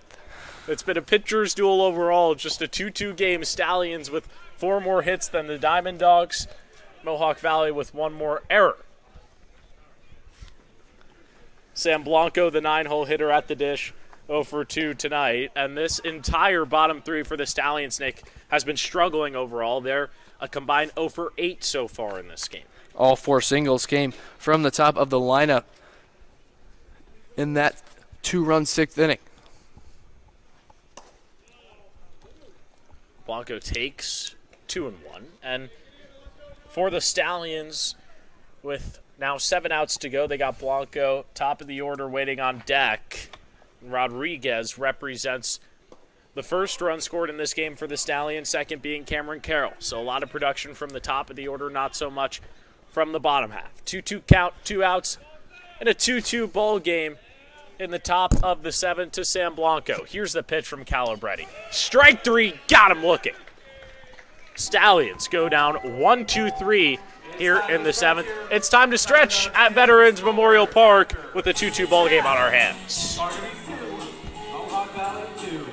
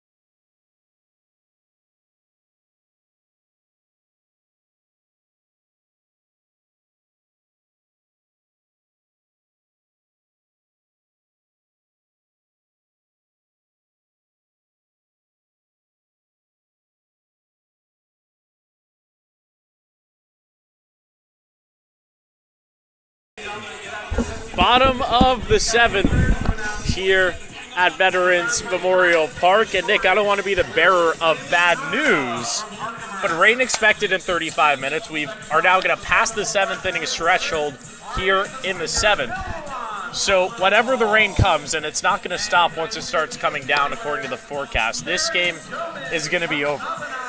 And it's a tie ball game. This could end in a tie. We've seen it before here at Mohawk Valley, and it nearly happened last time. So we'll probably see both teams be very aggressive with runners on here if something is to come. We had showers earlier in the day here at Veterans Memorial Park for about 20 minutes before things got going here tonight. Rain has held off since, but you really never know here in central New York. And the Hudson Valley and central New York as a whole have had rain every week starting from November. This one's popped up on the infield. Maroney inching in. That's 4 straight batters retired for Van Valkenburg out of the pen. 3 flyouts and a strikeout are how Van Valkenburg has gotten all 4 outs in this one. 6'4", 200 right-hander for the Stallions, going to New Haven next year, but he's been everything and more that head coach Colin Martin wants from a relief pitcher. Come in, get outs, but get quick outs. He's done a nice job of providing length for the Stallions this summer. He deals a first pitch strike to Justin Hurd, the designated hitter. 0 for 2 tonight.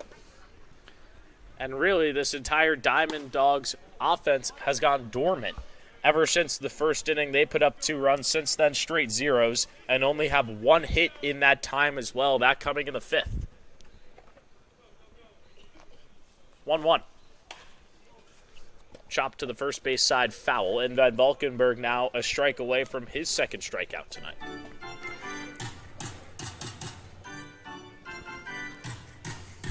Really couldn't ask for more out of the Stallion staff. You get 5 innings of 2-run ball from Ryan Franklin to start off, and Van Valkenburg now in an inning and a third of relief has been excellent. 1-2 is flown out to center field. Rodriguez coming in. He makes the play. 2 down here in the bottom of the 7th. Van Valkenburg now has gotten 3 guys. That's where I was going with you too there, Nick. You can finish it. Go ahead. 3 of the 5 outs for Van Valkenburg in this outing have been to Luis Rodriguez in center field. He's really worked efficiently. Nico Soris, the catcher now at the dish. Checks his swing on the first pitch. Called strike anyways. It's 0-1. Things have been tight as ever here tonight, and they always are when these two teams meet up. Last 6 games have been decided by a singular run or less. There was a tie sprinkled in last July, and the last 2 games between these two teams, 5-4 score lines, each going in one direction. Van Valkenburg up 1-2 now on Soris.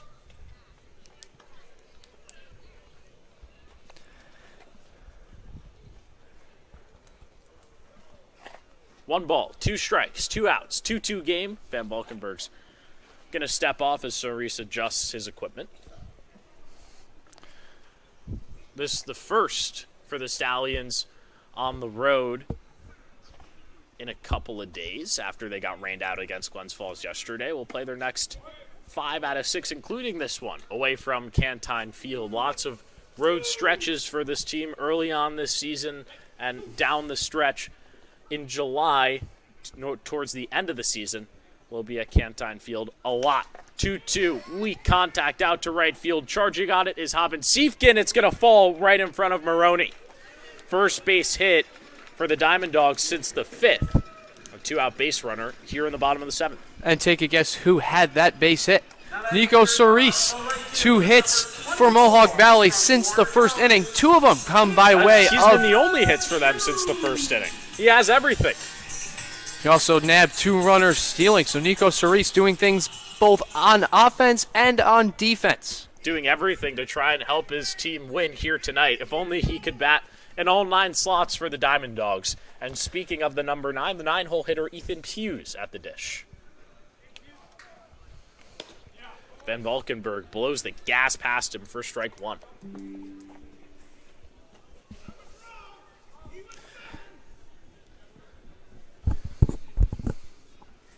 Chaurice gets his lead off of first. And Van Valkenburg quickly up 0-2.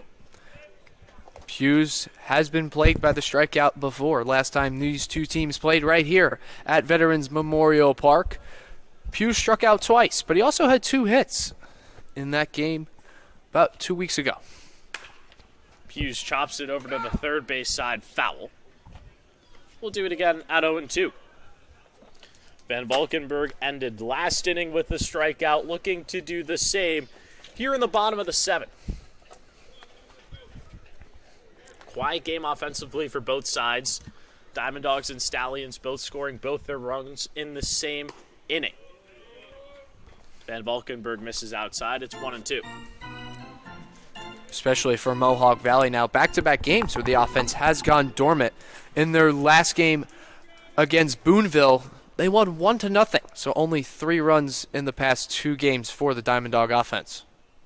Van Valkenburg gets Hughes to pop up over on the right side in foul territory. There to play it is Passo, makes the play cleanly. 2 innings of work for Van Valkenburg. No runs, 1 hit given up. Still 2-2 as we go to the 8th. And be sure to be back here at Veterans Memorial Park on Saturday night. It's your Diamond Dawgs.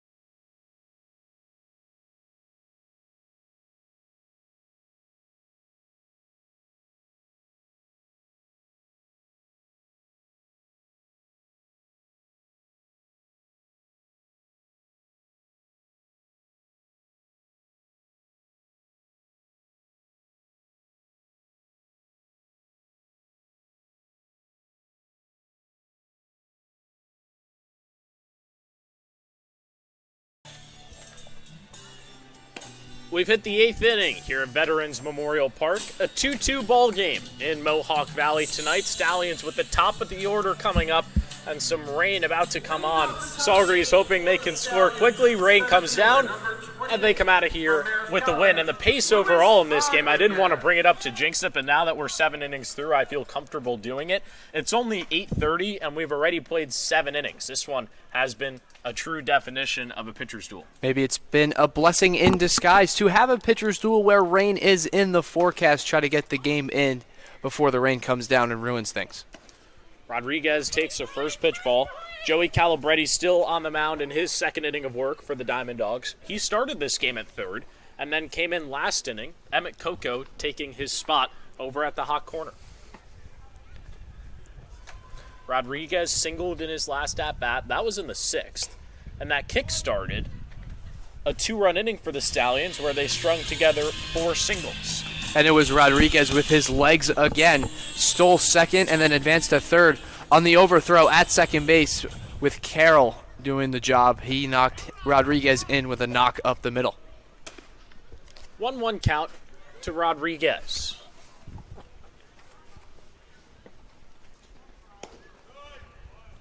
Takes it for strike 2. Newly committed to St. John's. Played at Marist this past season. Now moves up to the Big East. That's a Johnny's team that finished 4th in the Big East this past season and eventually got knocked out of the Big East tournament by Villanova.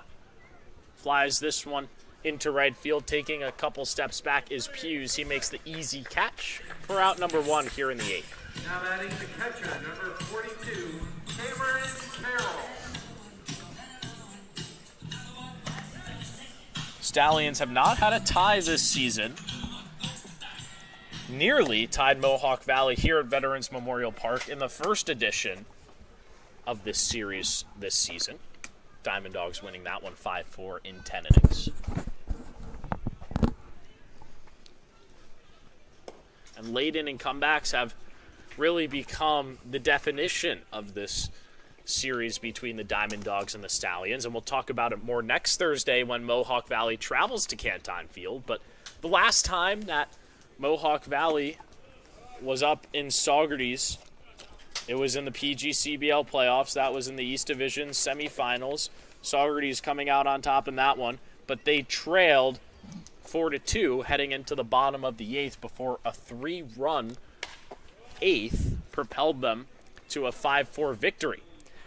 Second baseman Ryan Resio had the go-ahead RBI single for the Stallions in that one to eventually allow them to advance to the PGCBL final of the Eastern Division. And Resio was a guy who played at Weber under head coach Colin Martin, spent his entire summer here last season, really became a chemistry guy for this squad and someone that they could rely on for a hit. And he came up clutch when it mattered most. Saugerties would go on to fall to Amsterdam the very next day, 8-7 at Shuttleworth Park, getting knocked out of the playoffs. And things as a whole very competitive to start this PGCBL season. Mohawk Valley in second, only trailing Amsterdam by 3. Carroll swings at strike 3, but it bounces away from the catcher on the drop third. He throws down to first. 2 quick outs here in the top of the 8th. Now batting the shortstop, number 8 from Chipola College, Nick Croce next to the dish for the Stallions. Rain sitting at 25 minutes away, a 95% chance of showers in the 9 o'clock window. It'll be interesting, Nick, to see if we can get this game done within the next half an hour. Given the current pace, I would say so. That's exactly what I was going to say. At this current pace, it looks like we will. I probably just jinxed that. Croce swings down in the dirt for strike 1. Stallions will take a trip to Oneonta tomorrow night, their first game on the road at Damaski Field this season. The Outlaws have come to Saugerties 3 times already. Croce takes a strike. It's 0-2. And the Outlaws on the road tonight, they're playing Glens Falls. Last I checked, we're trailing 5-1 in the top of the 4th. The other game in the East tonight, that being Utica Boonville, postponed. Croce goes down looking for strike 3. It's a 1-2-3-8 for the Diamond Dawgs. Still tied at 2 here from Veterans Memorial Park. Mohawk Valley 2.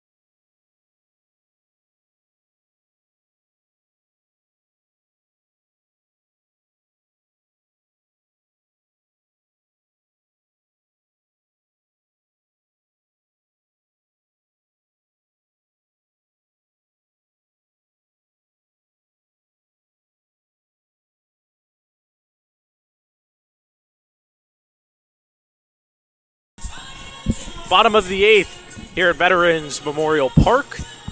Stallions and Diamond Dawgs going at it, still tied up at 2. Jace Van Valkenburg out there for his 3rd inning of work. And Nick, he has been excellent so far in his relief outing. Only 1 hit given up, and he's only faced 7 batters. 2 strikeouts, only 1 strikeout thus far, but 3 fly balls to center field. Luis Rodriguez. Van Valkenburg has done a nice job of forcing swing and miss and also allowing Mohawk Valley to put the ball in play and let his defense work behind him. The leadoff man, John Calabrese, will start things here in the bottom of the 8th. And I'm getting concerned for the rain. A couple of the camera operators here for Mohawk Valley putting the umbrellas up. Could see some rain come onto the field soon. And we had a delay to start things off here on our broadcast. We couldn't do the Archtop Fiber pregame show because of the rain here in Mohawk Valley. It was torrentially downpouring for probably 2 minutes time, and everything was drenched. And by the time we got everything set up once again, it was too late to go live. And we're hoping that regardless of the outcome, this game can finish here tonight in Mohawk Valley without a rain delay. It looked like we were going to have a rain delay to start things. Like you said, it torrentially downpoured but ultimately not. Baseball first pitch was played at 6:35. Van Valkenburg struggles with the control to start things here in the 8th. The 4-pitch walk issued to John Calabrese. And now Matt Sutera to the dish. Only now for the Diamond Dawgs, the 4th base runner they've had across the last 7 innings. And we saw the Diamond Dawgs revert to this in the 5th inning, Nick, when they had Nico Solis reach on a single. Wouldn't be surprised if a bunt's laid down here. Ethan Hughes was the guy who laid down that bunt in the 5th. Now Matt Sutera, like you said, in the box. Nobody out. Rain coming. Potentially a bunt on display. But if I'm head coach of the Diamond Dawgs here, I really don't mind letting my 2-hitter swing. But maybe heard me right there as we're sitting on the 3rd baseline. They're going to have a little conference over there now in an 0-1 count. And remember, Joey Calabretti is now into pitch. Emmett Coco, the newly entered 3rd baseman, is on deck for Mohawk Valley, not Calabretti.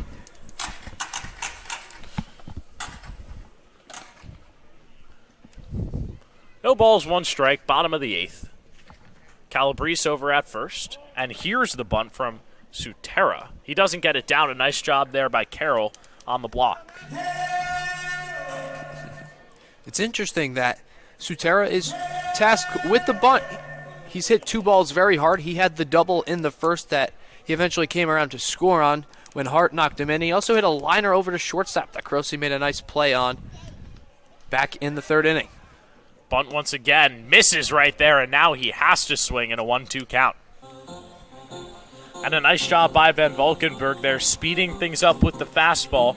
It made it hard for Sutera to try and land his bat on the ball. Painted it on the outside corner. Sutera was non-committal whether he should pull it back or square. He ultimately squared and missed.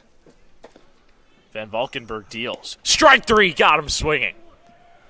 A big K for Jace Van Valkenburg here in the bottom of the 8th, and there's 1 down. From Seton Hall, Joey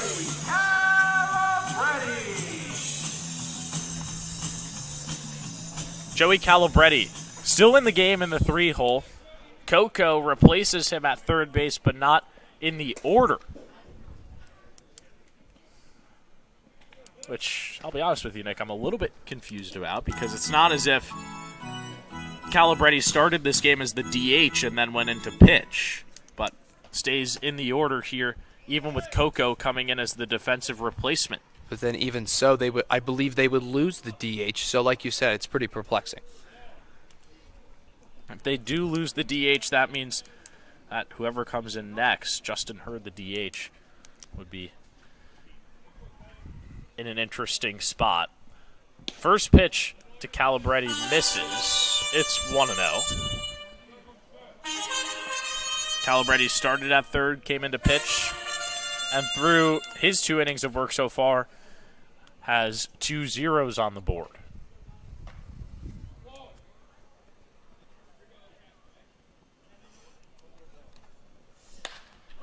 Van Valkenburg gets Calabretti to sky one on the infield. Z makes the play at 3rd, and 2 outs after the leadoff base runner from Mohawk Valley here in the bottom of the 8th. From Trinity College, John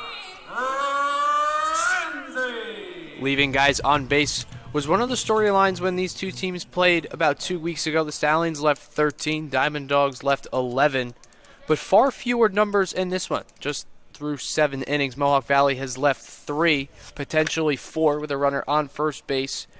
And through 8 innings of offense, the Stallions have left 3. And going over to second right there is Calabrese. That ball goes into the outfield. Van Valkenburg had no idea that Calabrese went over there to second. Noticed it late, spiked it in the dirt. Runner in scoring position. The go-ahead run in this game is now at second. Heads up base running there from John Calabrese. Calabrese picks up now his 9th stolen base of the season, yet to be caught.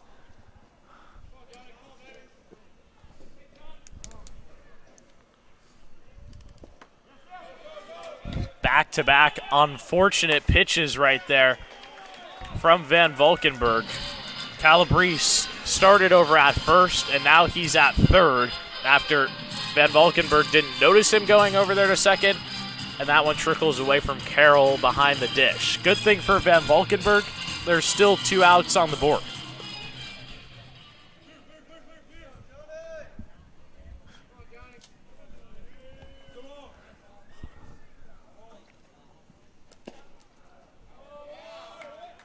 Van Valkenburg in a pressure situation here. 2-0 count, 2 outs. The go-ahead run is sitting at third base, that being John Ramsey, the shortstop.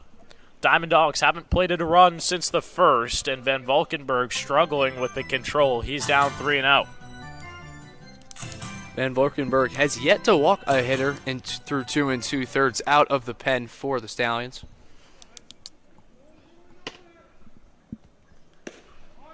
Snap throw down to third.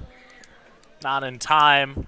Van Valkenburg issues a walk, and now runners at the corners with 2 outs. The center fielder, number 11, from Virginia Tech, Caden Hart. Just the guy that the Diamond Dawgs want up in this scenario, as we're going to see a Dallas Hot Wieners call to the bullpen here from head coach Colin Martin. And it makes sense, Nick. Caden Hart had the 2 RBI double in the first with 2 outs on the board. And now he's being tasked with the same exact thing once again. And, Colin Martin did not make a signal to the bullpen. I just thought he was going to, as usually it's Praxi Vigil, the pitching coach, who comes out to talk things over. This might just be an opportunity for head coach Colin Martin to get his guys all on the same page. Runners on the corners, maybe talking about if Carroll is going to throw through on the steal attempt and try to nab the runner before the runner for Mohawk Valley comes in to score and give them the lead going to the 9th inning. Caden Hart, responsible for both runs coming in the first inning for Mohawk Valley. He put them up 2-0, is trying to push the Diamond Dawgs in front once again here in the bottom of the 8th. Van Valkenburg deals a first pitch strike. And no movement over there from Ramsey on that first pitch either. Runners are at the corners. 2-2 ball game here in the bottom of the 8th. Pressure on Van Valkenburg. He's ahead 0-1 in the count. And he's got 2 outs on the board.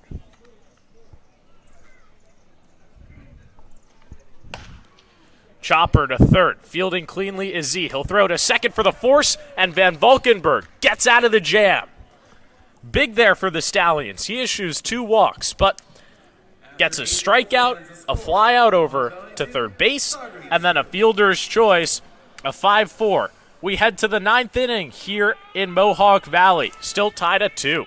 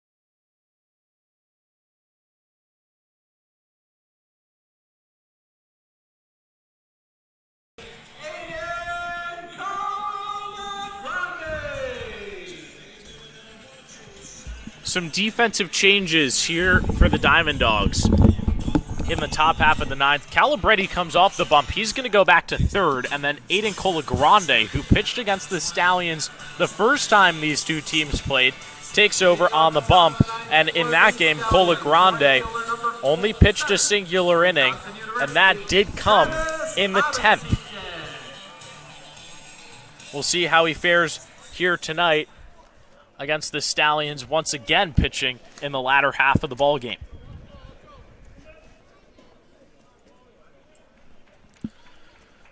He'll start his evening off by greeting Travis Hoppen-Siefken, who's 1 for 3 tonight. And Hoppen-Siefken takes a first pitch strike. Aiden Colagrande actually pitched in the PGCBL in 2023, where he won Pitcher of the Year. He was the first pitcher that has ever won the award to specifically only pitch out of the bullpen.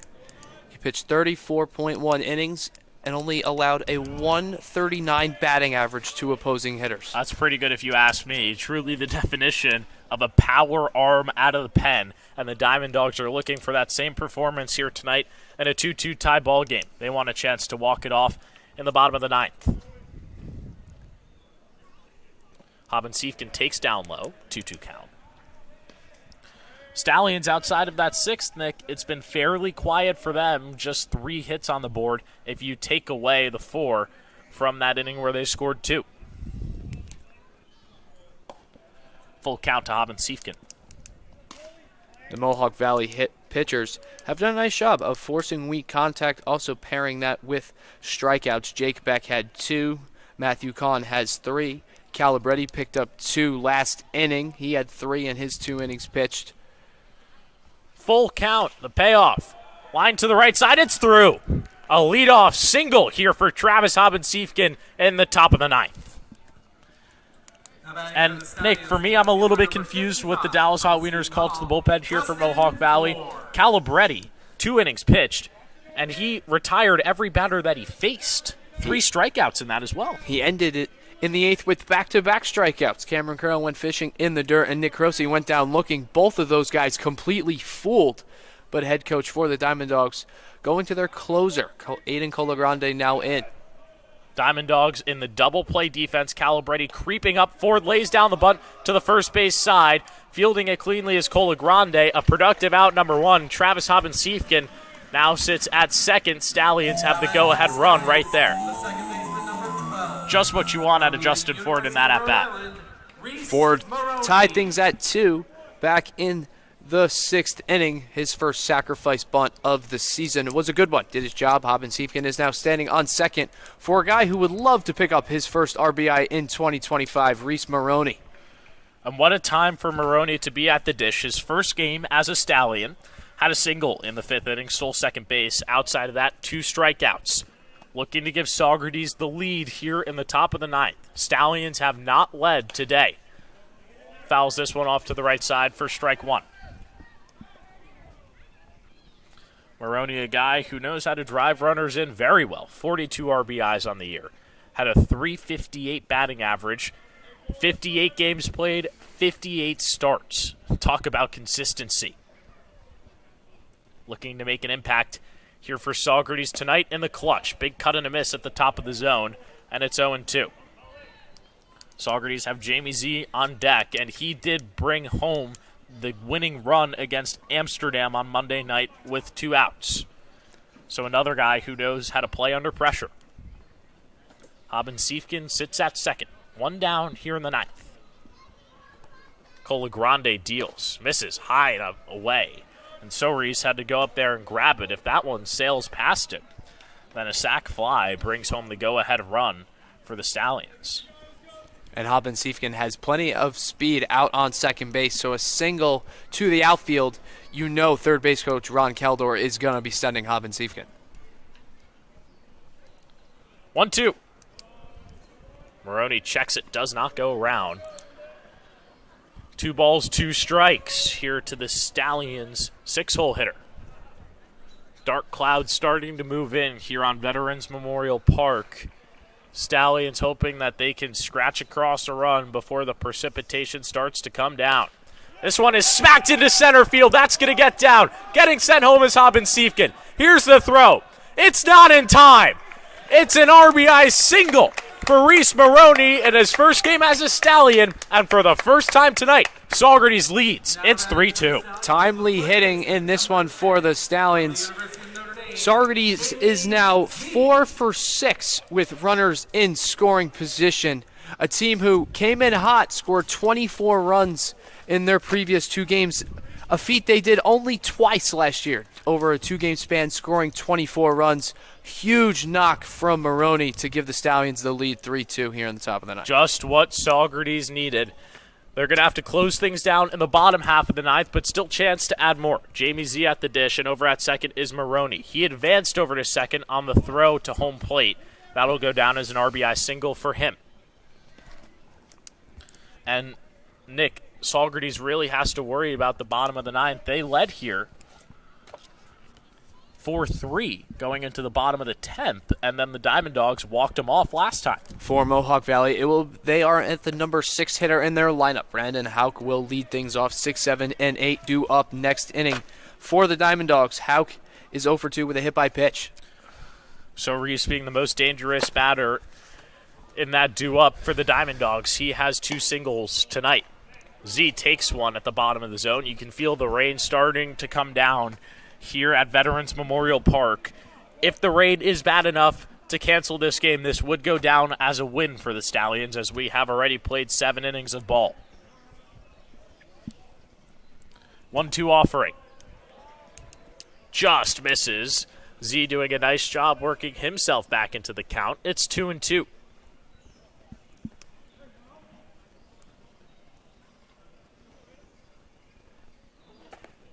Big age gap between the hitter and the pitcher. Aiden Colagrande just finished his junior year at Stony Brook. Z is an incoming freshman at Notre Dame next year. A ball nearly getting past Soris there behind the dish. He had to hop up out of his crouch to make sure that that one didn't get past. It's a full count here to Jamie Z.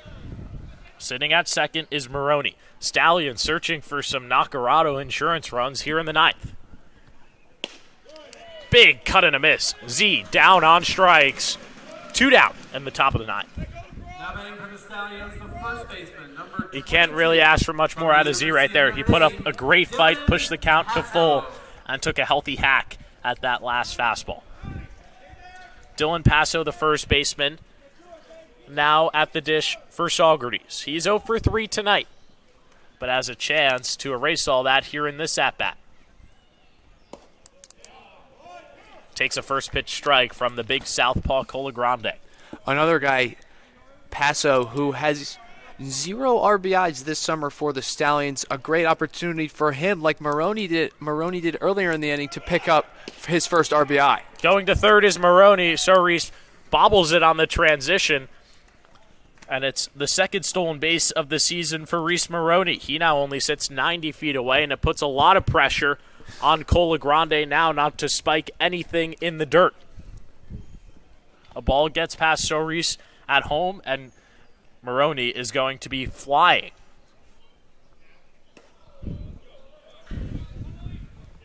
See if that gets in the head of Colagrande at all on the mound. Stallions have taken the lead here in the ninth. Trailed 2-0 in the first, scored 2 in the sixth to make it a 2-2 ball game, and have plated 1 here in this inning to lead it 3-2. I saw Charles Batista warming in the pen, a couple others. This really the time now, Nick, and we saw it against Amsterdam where they put Virgil Heath on the bump, where you find out who your closer is going to be. This is going to be a high-pressure situation in the bottom of the ninth, needing 3 outs. Heath was also the guy who pitched in the 10th inning when they played here against the Diamond Dawgs, ultimately falling short in that one. That's a called strike. Passo dumped his bat thinking that that was ball 4. He now comes back into the box in a full count with 2 outs. 3 balls, 2 strike, a 3-2 ball game here at Veterans Memorial Park. Maroney at third. Here's the pitch. Popped up into right field. Hughes camped under it, makes the play. Stallions take the lead here in the 9th inning for the first time tonight. They need 3 outs to come out with a victory. Stay right with us and find out if they can do it on the other side of this break.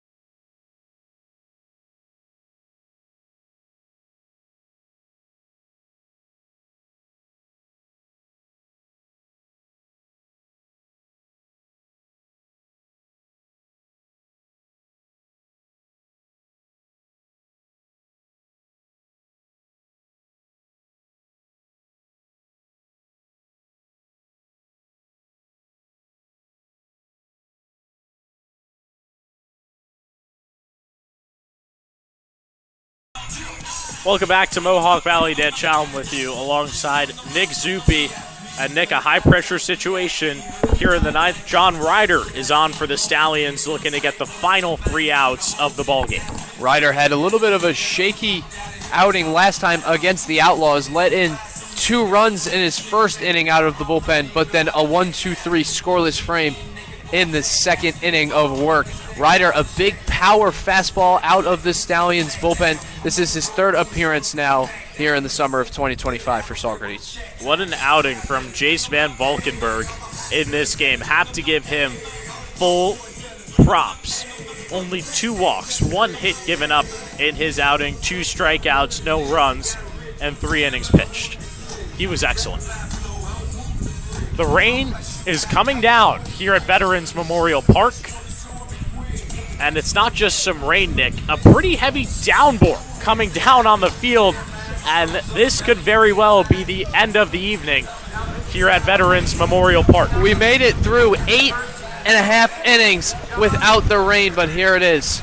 They're going to let this game keep going here, and now they will call things off. We are in a rain delay here at Veterans Memorial Park, and it is coming down heavy.